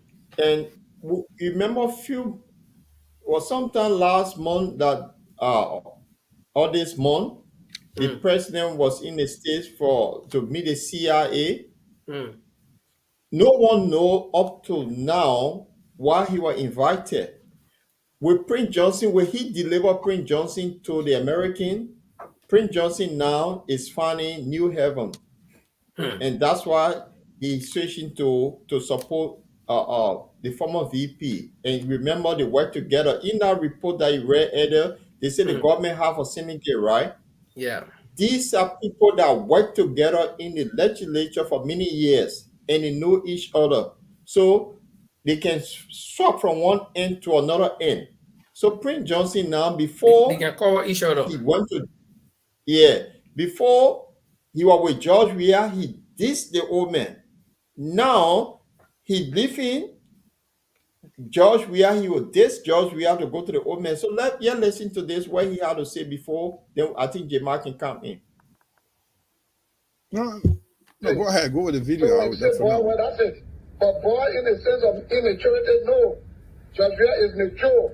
He's mature. That's why he told Joseph Boakai on the ground where he collapsed to fly here, bro, for medical checkup, for medical heart surgery. That's why I need you to live today. I think Joseph Boakai, in conclusion, should be very grateful to that boy who flew in out of the country for open heart surgery and making to live today. But the way Joseph Boakai speaks, the way he acts, he is one of the 9 ungrateful lepers. 9 of the what? One of the 9 ungrateful lepers? He is one of the 9 ungrateful lepers. The 9 ungrateful lepers is one of those. Yeah, but what about say what the president did for him was did not have to speak about it. The first thing before you can return, everyone who deserves another good. So if Mr. We are sending you to America or whatever country and you were operator on and you got well, if he did not want to do what he did for you, if he was immature and a boy, as you say, he would have left you there to die. When you die, will you reciprocate good for good? No. I don't think you are reciprocated. When you reciprocate good for good, then stick to that. Don't be uttering derogatory or profane languages or statement against the president. That's wrong. You are the elder man in the country, old man like you. You got heart trouble. You thought that you collapse. Somebody help you today, you're speaking. You should be thankful. In everything, give thanks. That is a bigger picture of the man who saved your life through God's power. John Weah was the best God knew to save Joseph Boakai. Today, because of power greed, he who said that they squander all the opportunities, destroy this country, who became the definitive vampire, corruption, at the same of vampire, is now want to be president. Well, he knew the Liberian people. But whatever you said about John not perfect like me and you, but you who benefited substantially to the extent that your life was rescued, your life was saved by this young man who flew you. Even though that taxpayer money or that your own money, the fact is you could have emailed you. But he did not. He did not. He saved this old man. But what the old man is returning is ungratefulness. God is President Boy. He called the whole Liberian President Boy. Then you old man, you told him battery around here. The battle thing, but people can live with those conditions. You are fake anymore. Once the life hasn't been taken away. Look at a battery man and he let you. You got any minute you could collapse. Over the weekend, Ambassador Joseph Boakai, somebody you know well, and somebody whom you sat with, especially when he was at the Senate as president of the Senate and so forth, you had some interactions. He made a statement that that's why they were warning that people shouldn't take men's job and give it to boys, owing to the kind of way things are happening in this country. So President Weah taking over the presidency. He's a boy taking over a man's tax in the presidency. What do you make of that? Two things I want to say. That statement doesn't go well with me. Okay. Even as I sit down here now talking to you. Because if Mr. Weah is a boy, then I think he's a good boy. Because Joseph Boakai, former Vice President Boakai, dropped. He collapsed, almost died. It is that boy, because George Weah, who went there, pick him up, charter a plane to fly him abroad for open heart surgery and lay him to live today with pacemaker battery. He's a battery total right now. So the battery is controlled by the white man who gave it in the medical center where he was thrown to. So maybe he's not well to speak the way he's speaking. He's not well, he's using battery. It's not normal.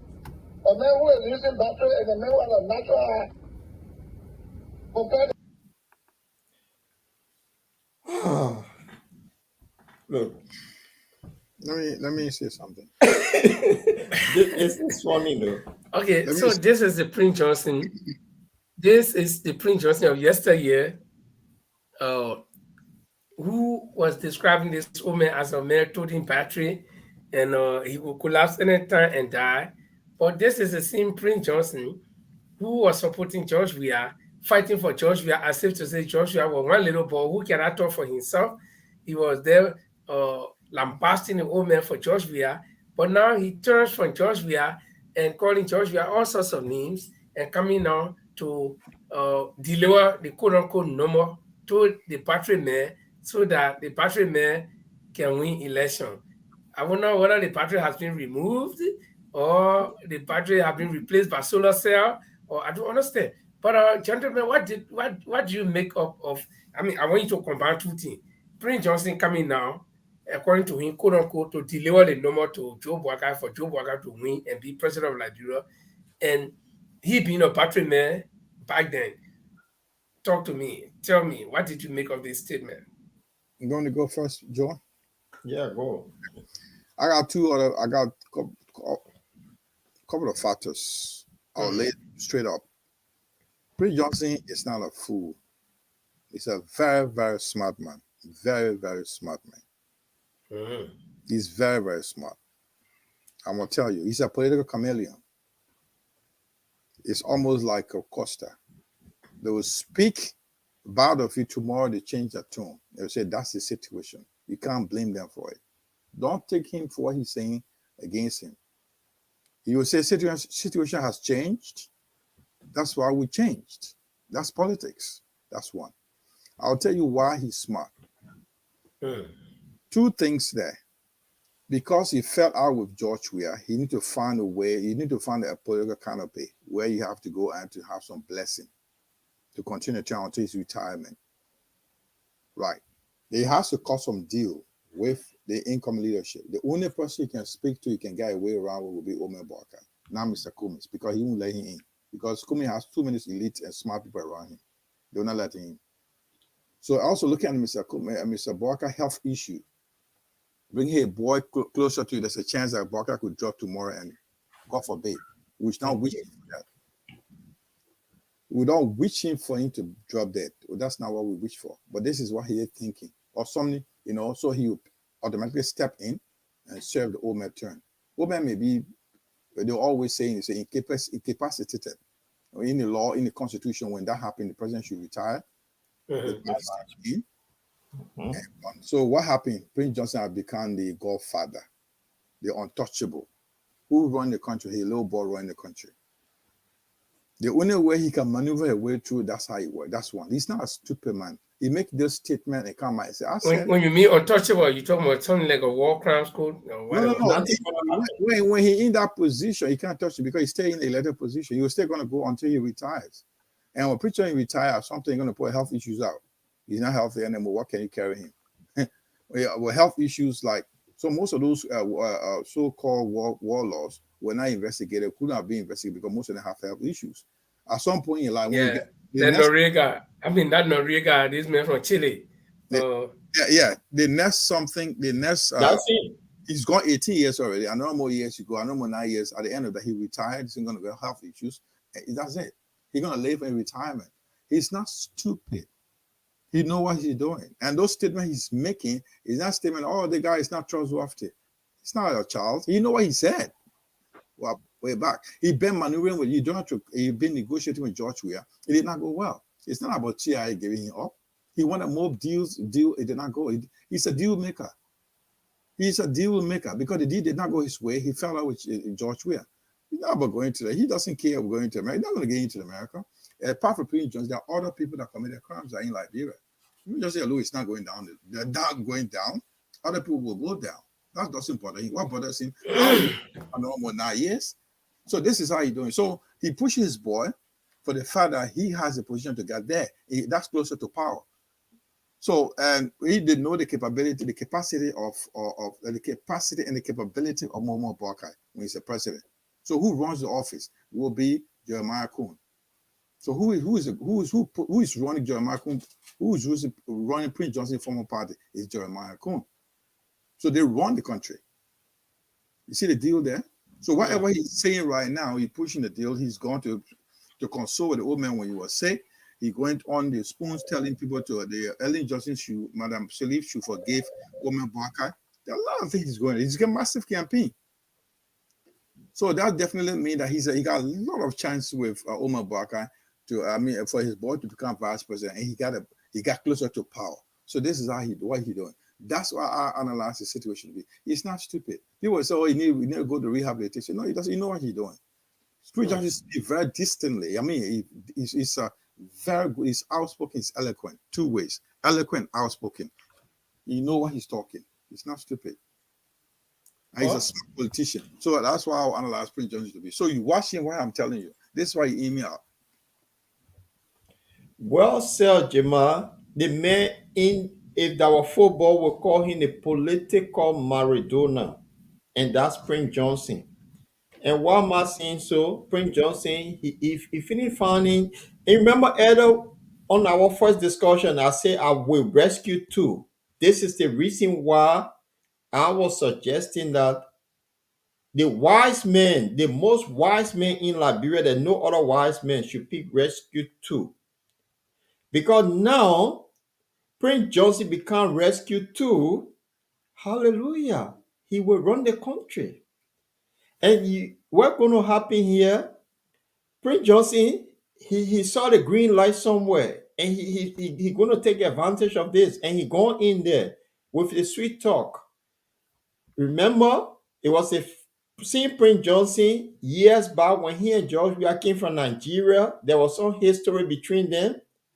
And he said all about things about George Weah, y'all made him president, there will be civil war. It was the same Prince Johnson. He still supported Weah. If y'all remember, this is the same Prince Johnson now that have seen the loophole somewhere to somebody that he described that having battery in him. When that battery go all, you collapse. So who run the country? Hallelujah, Prince Johnson. Think on it. So Prince Johnson coming into the picture, this will really help rescue too. This will also help Nyomli, who have done the bad work to break the CPP, and come Prince Johnson to take the post. So there will be a very exciting time in that camp. So this guy that got battery that he described to us, that you're getting the opportunity. When he said the battery, the women put it there, can go out anytime. So Prince Johnson knows his game well, and he gone into the minds of this. Quickly, let me get asked this one. With the Magnitsky sanction looming over Prince Johnson's head, not looming, but he found himself entangled in the Magnitsky sanction for pay to play. One of the charges against him, pay to play. Okay, and then he coming to offer no more, and then he clearly said on Spoon TV that politics is interest. The reason he's leaving Weah is because Weah did not meet his interest. Now he want to push it to the people of Nima County and say he's fighting in the interest of the Nima citizens. Okay, but in any case, as long as you trade, you bargain, no matter on whose behalf you bargain, you who heard the bargain, you are in it. So he is like trading the number for interest. So how does that Magnitsky thing play, within, because this is like I said, like I'm saying, this will be like the same pay to play. How does So Magnitsky come in? let me come in, then Jamal follow. Mhm, Remember in Nassim Magnitsky, I think the Americans say if anyone do business with these people, mhm. they talk about people that unessentially they shouldn't, An nobody assumption, should do yeah. business with them. Mhm, So the wise men decided to do business with Prince Johnson. In this case, they strike a deal. That's why Prince Johnson is now going about to support the wise men. So what become, we just talked about the corruption in Liberia that the Americans spoke of. And we know what happened. The syndicate come back together. Liberians will not really benefit. So the wise men decided, now I will protect you. Like how Joe we are told the people that I will protect Ellie and her children. So Prince Johnson here now have been protected until he can get a hand under the vice president role, that he will sit back and run the country. Because remember too, that battery that Prince Johnson talked about, as we age every day, look, me and you live for some days, you wake up from bed, you able to move your foot. So you reach mhm. certain age, certain age, you start holding stick. And who's gonna run the show? Jeremiah Cole, he's the young man, and Prince Johnson will be lying back somewhere in Sacre-Pied and telling Pekin, do this, do that. So would the American do business with Liberia when Prince Johnson running the show? I think Jamal could have analyzed, and Jamal hit on this one. No, listen. Let me. Do you hear me, guys? We Yeah, hearing sure. you. I want to go back to Prince Johnson. Not like I like him. He's not one of my favorite. But if you're honest, let's be honest here. This is why we say what we want to say, because we got passion for our country. Mhm, Even if you have to go for leadership, let me tell you straight up, Prince Johnson against what a woman name, Joe Boakai. I'll go for Joe. I'll go for Prince Johnson. I'm telling you straight up. Right. Prince Johnson became senator. He stayed maintaining contact with his people in Nimba County. Prince Johnson is developmental oriented. He connects with his people in Nimba County. He goes there on a weekly basis. He got projects going on in his name, many other projects, apart from the university he built. He showed me what Joe Barker has done in Lofa County. I mean, you have to physically, I'm not talking about tangibles. We're talking about tangibles here. That's one thing. I just want to say that I'll go to the level of when the question you asked about the Magnitsky report. That's why Prince Johnson, he still carry weight in Nimba County. Whether you like it or not, people will say, gee, he's not a godfather. He's still respected in Nimba County. You know how Nimbanians are. No matter what you are, they support each other. I don't care what they say. They go in and they are traditional people. I'm from Nimba. They are traditional people. They go out there and sit down. You from Nimba, your pop from Nimba, Linfo, you know what I'm talking about. They go in-house and they got relations. If you talk the Guer, you talk this one, they call names. They'll start telling history, where you're from, where your background, your great-grandparents. That's how it works in Nimba County. They surround on trap. It's not negatively, but they build their self-support around trap. And that's the whole very well for Prince Johnson. That doesn't mean that Prince Johnson doesn't have ground. He carried ground well support, groundswell support in Nimba County for him.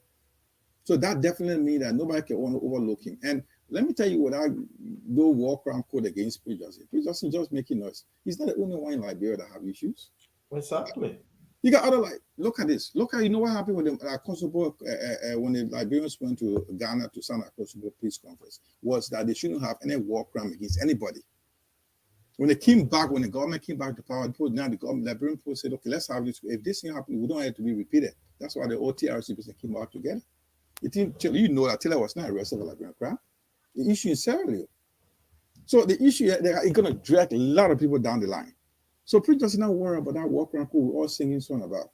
This guy playing a game. So he still got vote in Nima County.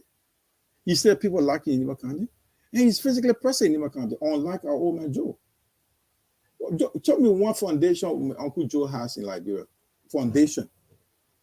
One foundation. He got one farm in One Bonny. foundation are helping people around Liberia. Go ask Prince Johnson. So when Prince Johnson talk, he got numbers. So this is how it works. He feel people, he take people. But Jamal, Prince Johnson get number. They think it becoming interesting though. You get my rescue 2, Prince Johnson are rescue 3. But all of them said something. This is interesting, and they You already made point on the life of the old man because they all going around. You see, rescue 2 like Costa and to Prince Johnson. We all look at the loophole picking up. You know, before you go, I want to play something too about rescue 2 because all of them in line with the same thing, and all rescue 1, rescue 2, rescue 3. Look, just listen to the other rescue guy too. Yeah, before you come here, I just want to end my stop there. So what we are saying here is we should not overlook Prince Johnson's strength in Nima County. He's still. No, we are not. We know he has a number. He has a number, and not only that, hey, people listen to him. Nimanians listen to Prince Johnson. Whoever come on the Facebook and say something, it doesn't come out, it doesn't hold. We know how it works. You know traditional work in Nima County. I know how it works in Nima County. We know why we relate to each other in Nima. You go anywhere right now, if you're in Nima County, those in them all ever come around you. And how it is. It's just right. So what I'm trying to say to you here, with the issue of the leadership or who comes in, Prince Johnson is a factor. He knows the politics. Yeah, that's why keeping there all the years. Yeah, but Manisky, how will Manisky play? Manisky is not going. Prince Johnson is not going to die alone. If he's going, a lot of people go down. My brother, have you read the TRC report? No, the Manisky is not ready on him with war crimes. Manisky report for the sanctions, right? They pay to play. They pay.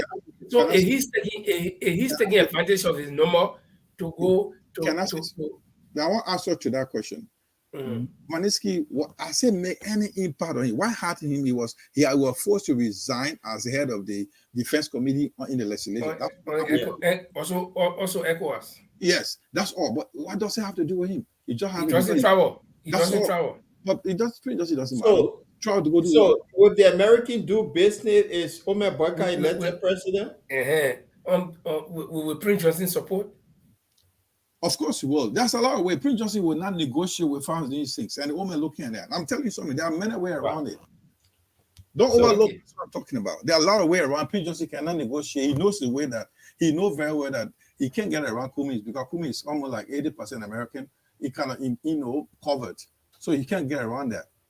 But with Joe Boakai, he will say and tell you what to do. And Prince Johnson he will escape the hook, and that guy will live. Nothing will happen to him. I'm telling you, we are here. So before we transition, Linford, it's almost time. You say transition. Yeah, we are actually on the last topic. So something here is really coherent. Yeah. All of these people that are going behind the battery man, according to Prince Johnson, all of them seeing one thing in common. And our people now they are jubilating that this group has come together. On Friday, we'll see according to them, it will be a big thing that Jesus Christ will be entering Jerusalem on Friday. So all the bad people, all the things they're saying about the battery man, they're all happy with the battery man. Before we conclude on this topic, listen to my own favorite that I want the battery man to pick. Listen to this. No fresh ideas. Joe Boakai is not able to run this country. He's a dead man walking. He's a dead man walking. And I cannot support a dead man walking. I will not support wicked Nukwe, the people who raise the budget on you, the people who raise, taxes on you, on water, on essential commodities. They raise taxes on you. And some of you support these people. They have destroyed your lives. You have a legislator in Liberia making over 200.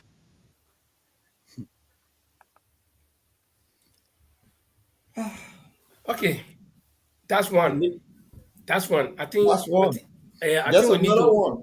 Yeah. So that's another one. But Paul, you can't hold them responsible for those statements. They can tell that situations have changed. No. Listen. listen, you cannot. We're not holding them responsible. We're not holding.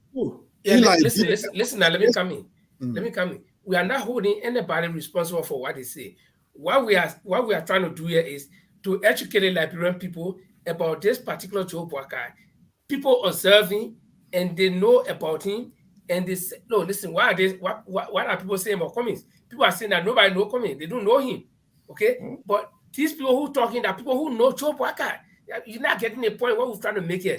I get you. I understand. The point here is that the point here is that these people who are talking are not strangers to Joe. They know Joe, and but you know they are telling the Liberian people the fact about Joe, about who this Joe is. Can I say something? Before they say, you said that before, other people been saying that Joe is not healthy.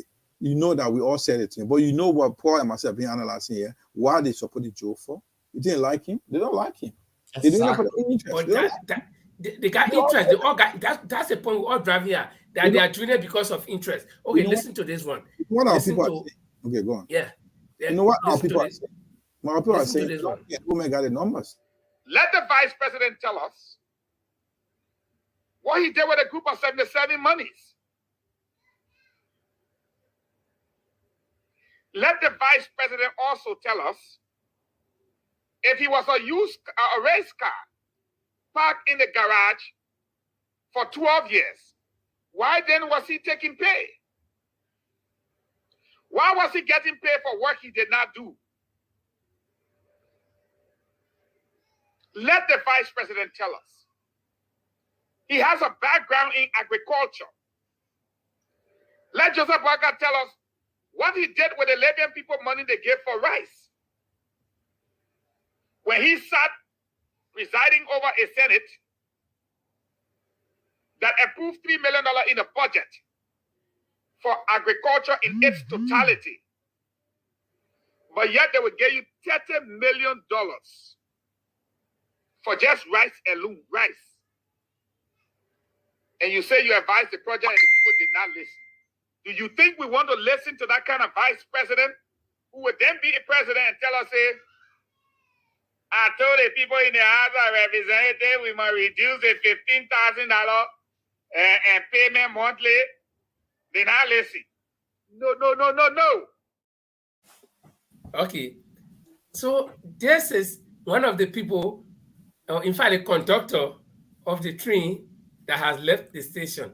And he is telling you, the Liberian people, who this Joe Boakai is. But now he comes back when this identical Eugene Fangon was the one that sold this bad product in the presence of George Weah to you that make you suffer today. And he comes back to also sell the person he called a political cartel at the time, the person who was supposed to be responsible for the Liberian people money for agriculture, the person who was receiving money for the group of 77, and all these things. Okay, there's a part 2 to it. Let me play the part 2, then we can all close on it. This same vice president charged $10,000. Go to his website, Joseph Boakai. Click achievement.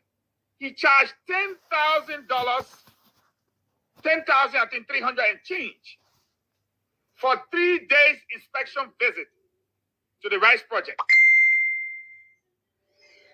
10 times somebody's whole yearly salary, an annual salary.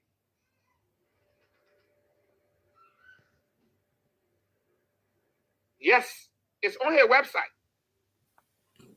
No. That is why you need to excuse us.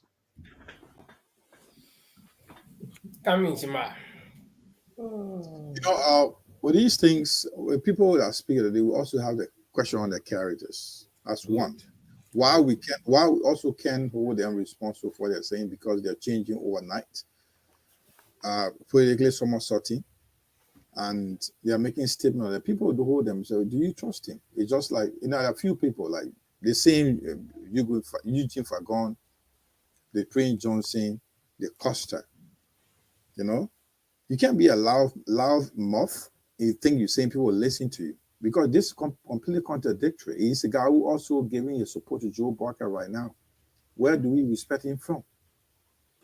So it's you will all put their characters in question, my brother. That this guy listen to. But the the central focus right here is that all these people, they have one thing in common, that they are, because they can easily maneuver their way in the company of Joe Boakai.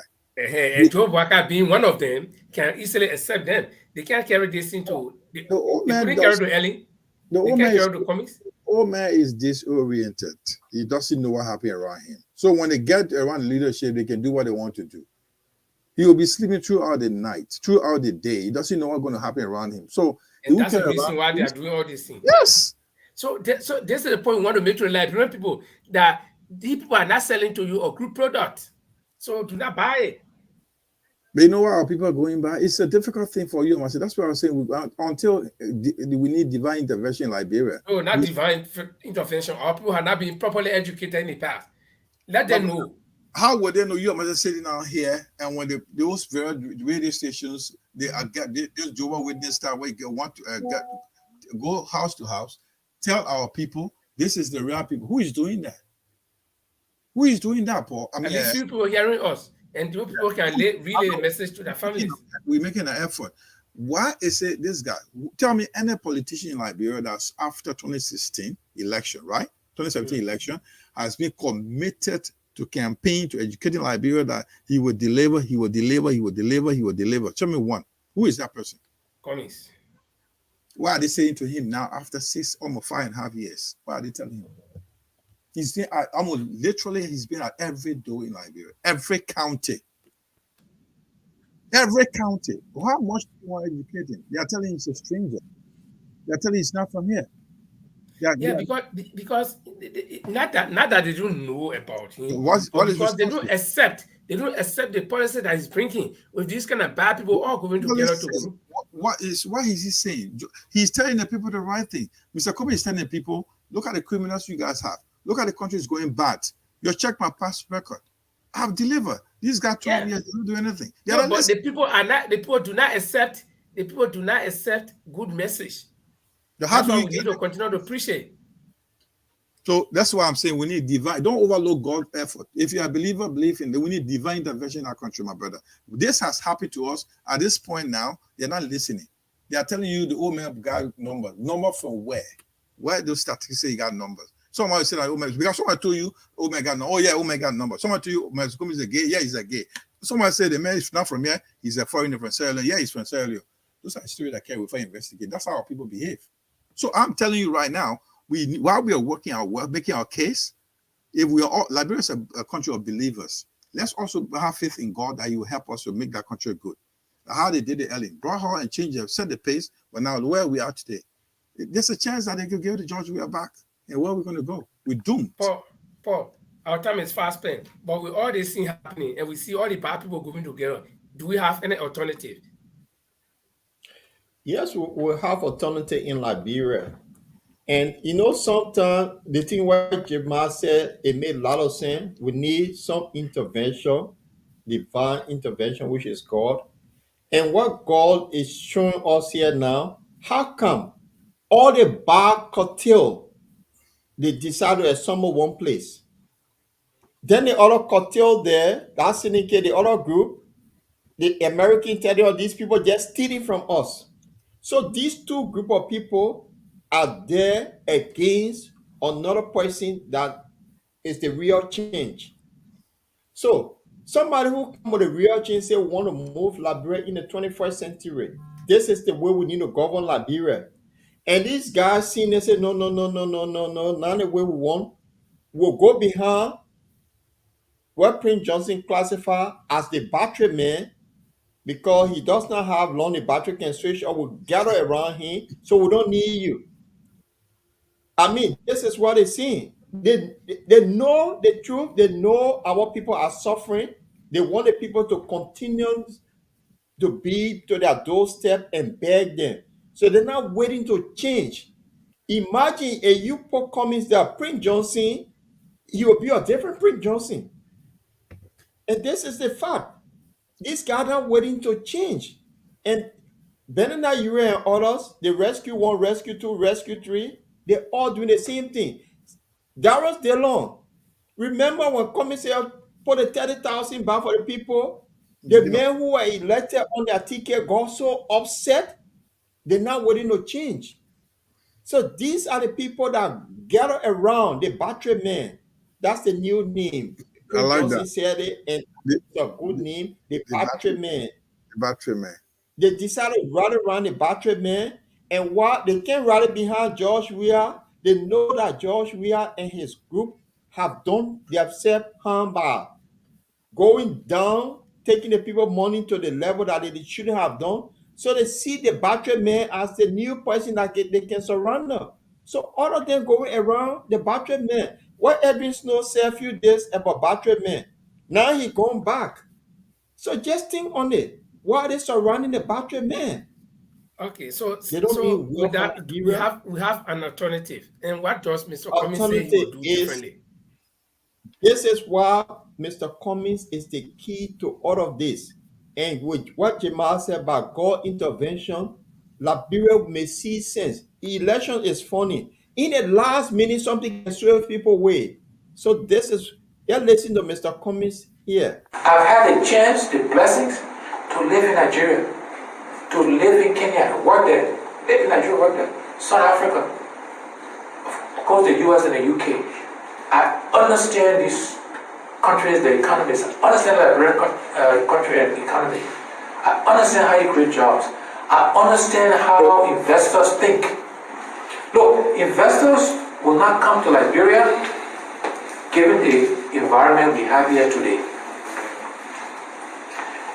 I can attract investors, but they will only come if they come into an environment that they know the judiciary works, that is business friendly, that government officials will not be hitting them up for money. If the environment is changed, we will bring investors to this country. As president, we will change the environment. We will change the environment, and because I have these relationships with investors, they will not only come because they know me, they will come because we have changed the environment. We'll have both in place. The relationships and the environment will be changed. You know, President Weah today, he can attract footballers to come because that's what he did, that's what he knows, that's what he played. So they will come and they will play with him, they will celebrate with him, and that is okay. But that is not what the country needs. The country needs Liberian investors, Liberians here to thrive and prosper, and we need serious international investors to come. And as I said, we know how to attract them, we know what's required in the environment. We know what they look for. We know the kind of questions they will ask. And they know for over 40 years, I've worked internationally with a lot of success. And again, that's how we change our country. That's how we create jobs. That's how we grow the economy in Liberia. Well, so he sounds like the very contrast to what we've been hearing and the characters of those people who we have been discussing tonight. Mr. Cummings stands the opposite direction. He's not parallel with them. I think he's perpendicular with them. He's going against their direction. He's not going the same way. And no wonder why they all gang up. And Liberian people will say, nobody knows him, he's a stranger. We can't give him a country now because he's not part of the status quo. He doesn't sound like somebody who is part of the status quo. So, guys, I think our time is fast spent. Quickly, in 1 or 2 minutes, we can wrap up. What did you take home from the discussion tonight, and what do you hope will happen in the next couple of days as we move to elections? All right. Quickly, thank you very much. It was a very pleasant discussion. For me, we kind of seen like the kind of Liberians we have, people we have, because we don't have we found that most of our people don't have the country at heart. They just want to milk the country for their own benefits with massive suffering for our people.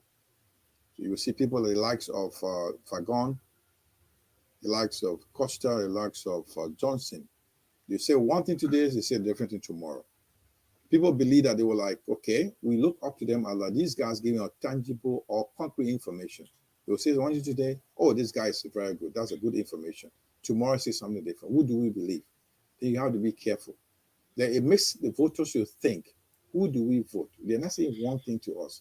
They want to say today, they don't want to say tomorrow. So that gave us the characteristic of our people we have as Liberia.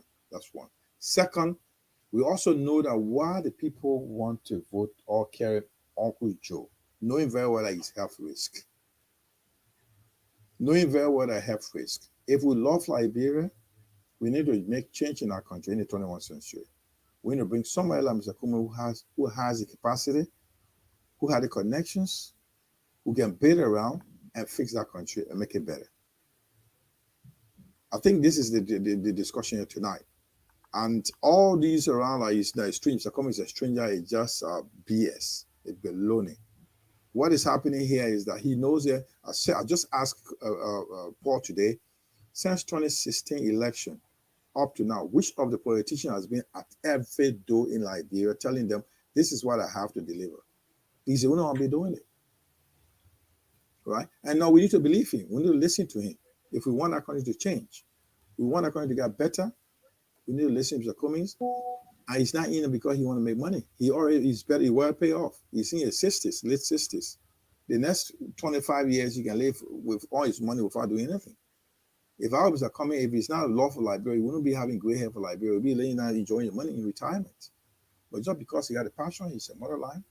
So Liberians are listening to her right now. You will say that, oh, these guys are supporting Mr. Cummings. Yes, we are, because we believe in that he can deliver. That's why we support him. And we've met him, we talked to him, asking all questions that people can ask him. All the necessary super and good questions about, can you deliver? Do not make Liberia to depend on the government. Bring jobs, not only job. Make Liberia to have businesses. Make Liberia to go to school. Educate our people. Build roads from farms to markets. He told us every time, this is why. And he's been saying it consistently, all the time. Regularly, he's been telling us. He's been consistent about this. So we believe in him. I know he will deliver. So this is what we take from this meeting, gentlemen. Right. Thank you, Jamal. This is good. Before we go into this, and in conclusion, I just want you guys to look at what I'm going to put on the screen. That would be my conclusion. Former party chairman Abdul Madar, this is what he said about the corruption that is the Americans spoke of. If you guys can see it there, he's calling on the lawmaker Capitol Hill to support and advocate to establish war and economic crime code. Because the Americans now are talking about the stealing in Liberia, Abu Munda is now calling upon the lawmaker. But then what happened? The key players, not only war, economy, the key players are Prince Johnson, economy, he's one of them, play-by-play, war crime, he's one of them, and a lot of them in the house. So these very people now rally behind this very man own party today. And where he calling from, would that ever happen? No. And follow to what Jamal have just said. You see, the people in Liberia, do they really want change? If they really want change, this is about the time the men that have been going from door to door, telling them this is the kind of Liberia we need to have in the 21st century. And they don't want to do it. It just shows us that what kind of evil forces that we're fighting. They're telling us that, the cartels telling us that we don't want change. We want our people to continue to suffer. Why is it Abu Modal is now coming up calling for the lawmakers? CDC called for war and economic crime could have gotten in office. It didn't happen. Now he left power from being in the ruling establishment because he was the party chair. He's no longer there. He's now calling for it because they have rallied around, the cartel have rallied around what Prince Johnson called the battery man. And look, to be honest, if we love Liberia, that's what I keep saying. My Uncle Joe, he said something, love Liberia, think Liberia, and build Liberia. If you love Liberia, I think he'll do the honorable thing to step aside for people who want to take Liberia to that next level. to stop this cartel from taking over the country and do what they want to do, how they want to treat us. This is my Uncle Joe here. I mean, for Christ's sake, it's about time that he step aside. But will he do it? That's the $1 million question. So Cummings is the alternative, and Liberia should see reasoning for changing this cartel and bringing somebody new, which is Alexander Benedict Cummings. I hold my peace. Thank you guys very much for the show tonight, and I don't think we would have done it any better than this. And to you, our viewers, you are our priorities. We I don't know. I want to say the Norwegian way. We set more price on you. That's a literal interpretation, but we appreciate you. For me, my take home is that all of what is happening in Liberia, we cry, but we sometimes create the problems ourselves, and then at the end of the day, we cry. One way we create a problem is that somebody will argue that we don't work. Not all of us work in the government. Not all of us eating the money. No, but we are the ones that elect the people that go in the government to eat the money. And when we know that they are doing exactly what we did not elect them to do by eating our money and we suffering, we have the opportunity, we have that power. The Constitution empowers us. Even the American ambassador reminded us about our own constitutional right, that we can change these people many ways. We can choose to change them violently, which is the last resort that we will resort to. But besides the violence, we can go to the polls that we're coming to do in October and silently, easily, with no sweat, vote these people out. Your vote is your secret, your strength. Nobody will know what you're doing at ballot box. And for like my colleague Chima is calling about God's intervention. God can intervene this way. That you've been supporting Joshua all the time. You think Joshua is the best man. But look at your condition today after 5 years. And consider your condition the next 6 more years. What you will be, you aging, your children are in school, they too getting old, you will become Zogo. Okay, your family lamb lost. So when you enter that booth, pray before you cast your vote, and God will get change your mind and say, Lord, listen, vote for your future, vote for the people who got plan for this country. Now you see, it's clear that the people don't want change. So all the bad people, they all going together now. People with the same kind of character, they all in one train going. So the coming men that say, oh no, we can't do the same we've been doing it before and we're not getting any good result. Not try a different way. They say, oh my man, you on your own, go. Nobody know you yet. You don't know the politics of Liberia. You see it? So the politics of Liberia is the people will always make you suffer. You look up to them for handout. You go to stand to their gates every morning. When they come, they say, oh, my man, you've been waiting for, I say, your fans only for the man. Then they are a bishop. They're not supposed to be doing that to you. You could do it to somebody too.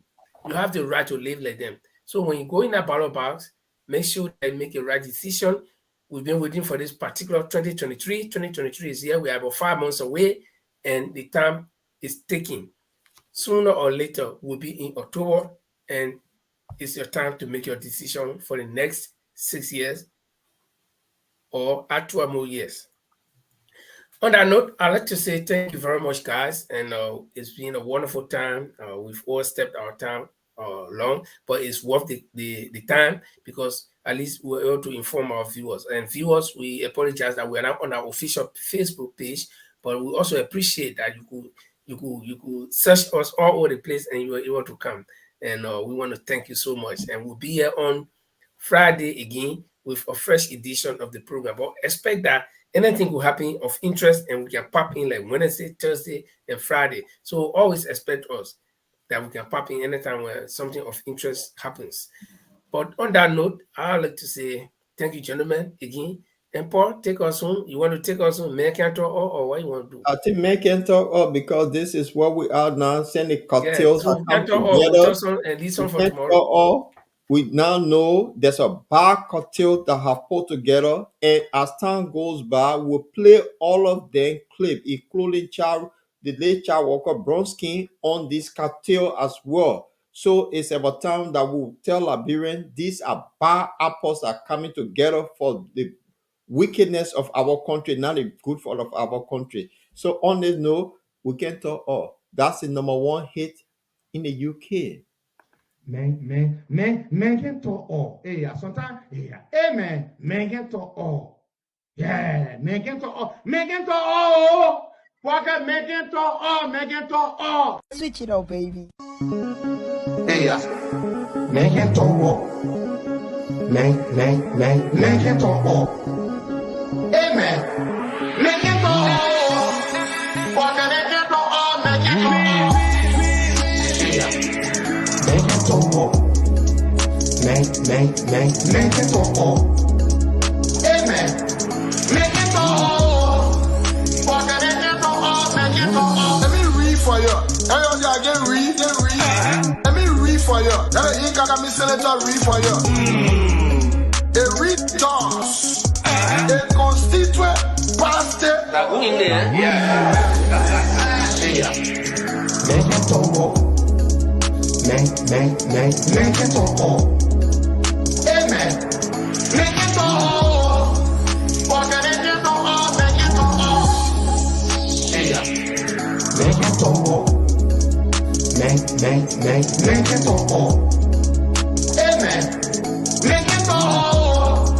Boakai, man can talk all. Man can talk all. Everything Omamage have done is with the consent and with their acquiescence. That's the correct English, right? Go and ask your grandfather. Continue. You say you like that? Man can talk all. Man can talk all.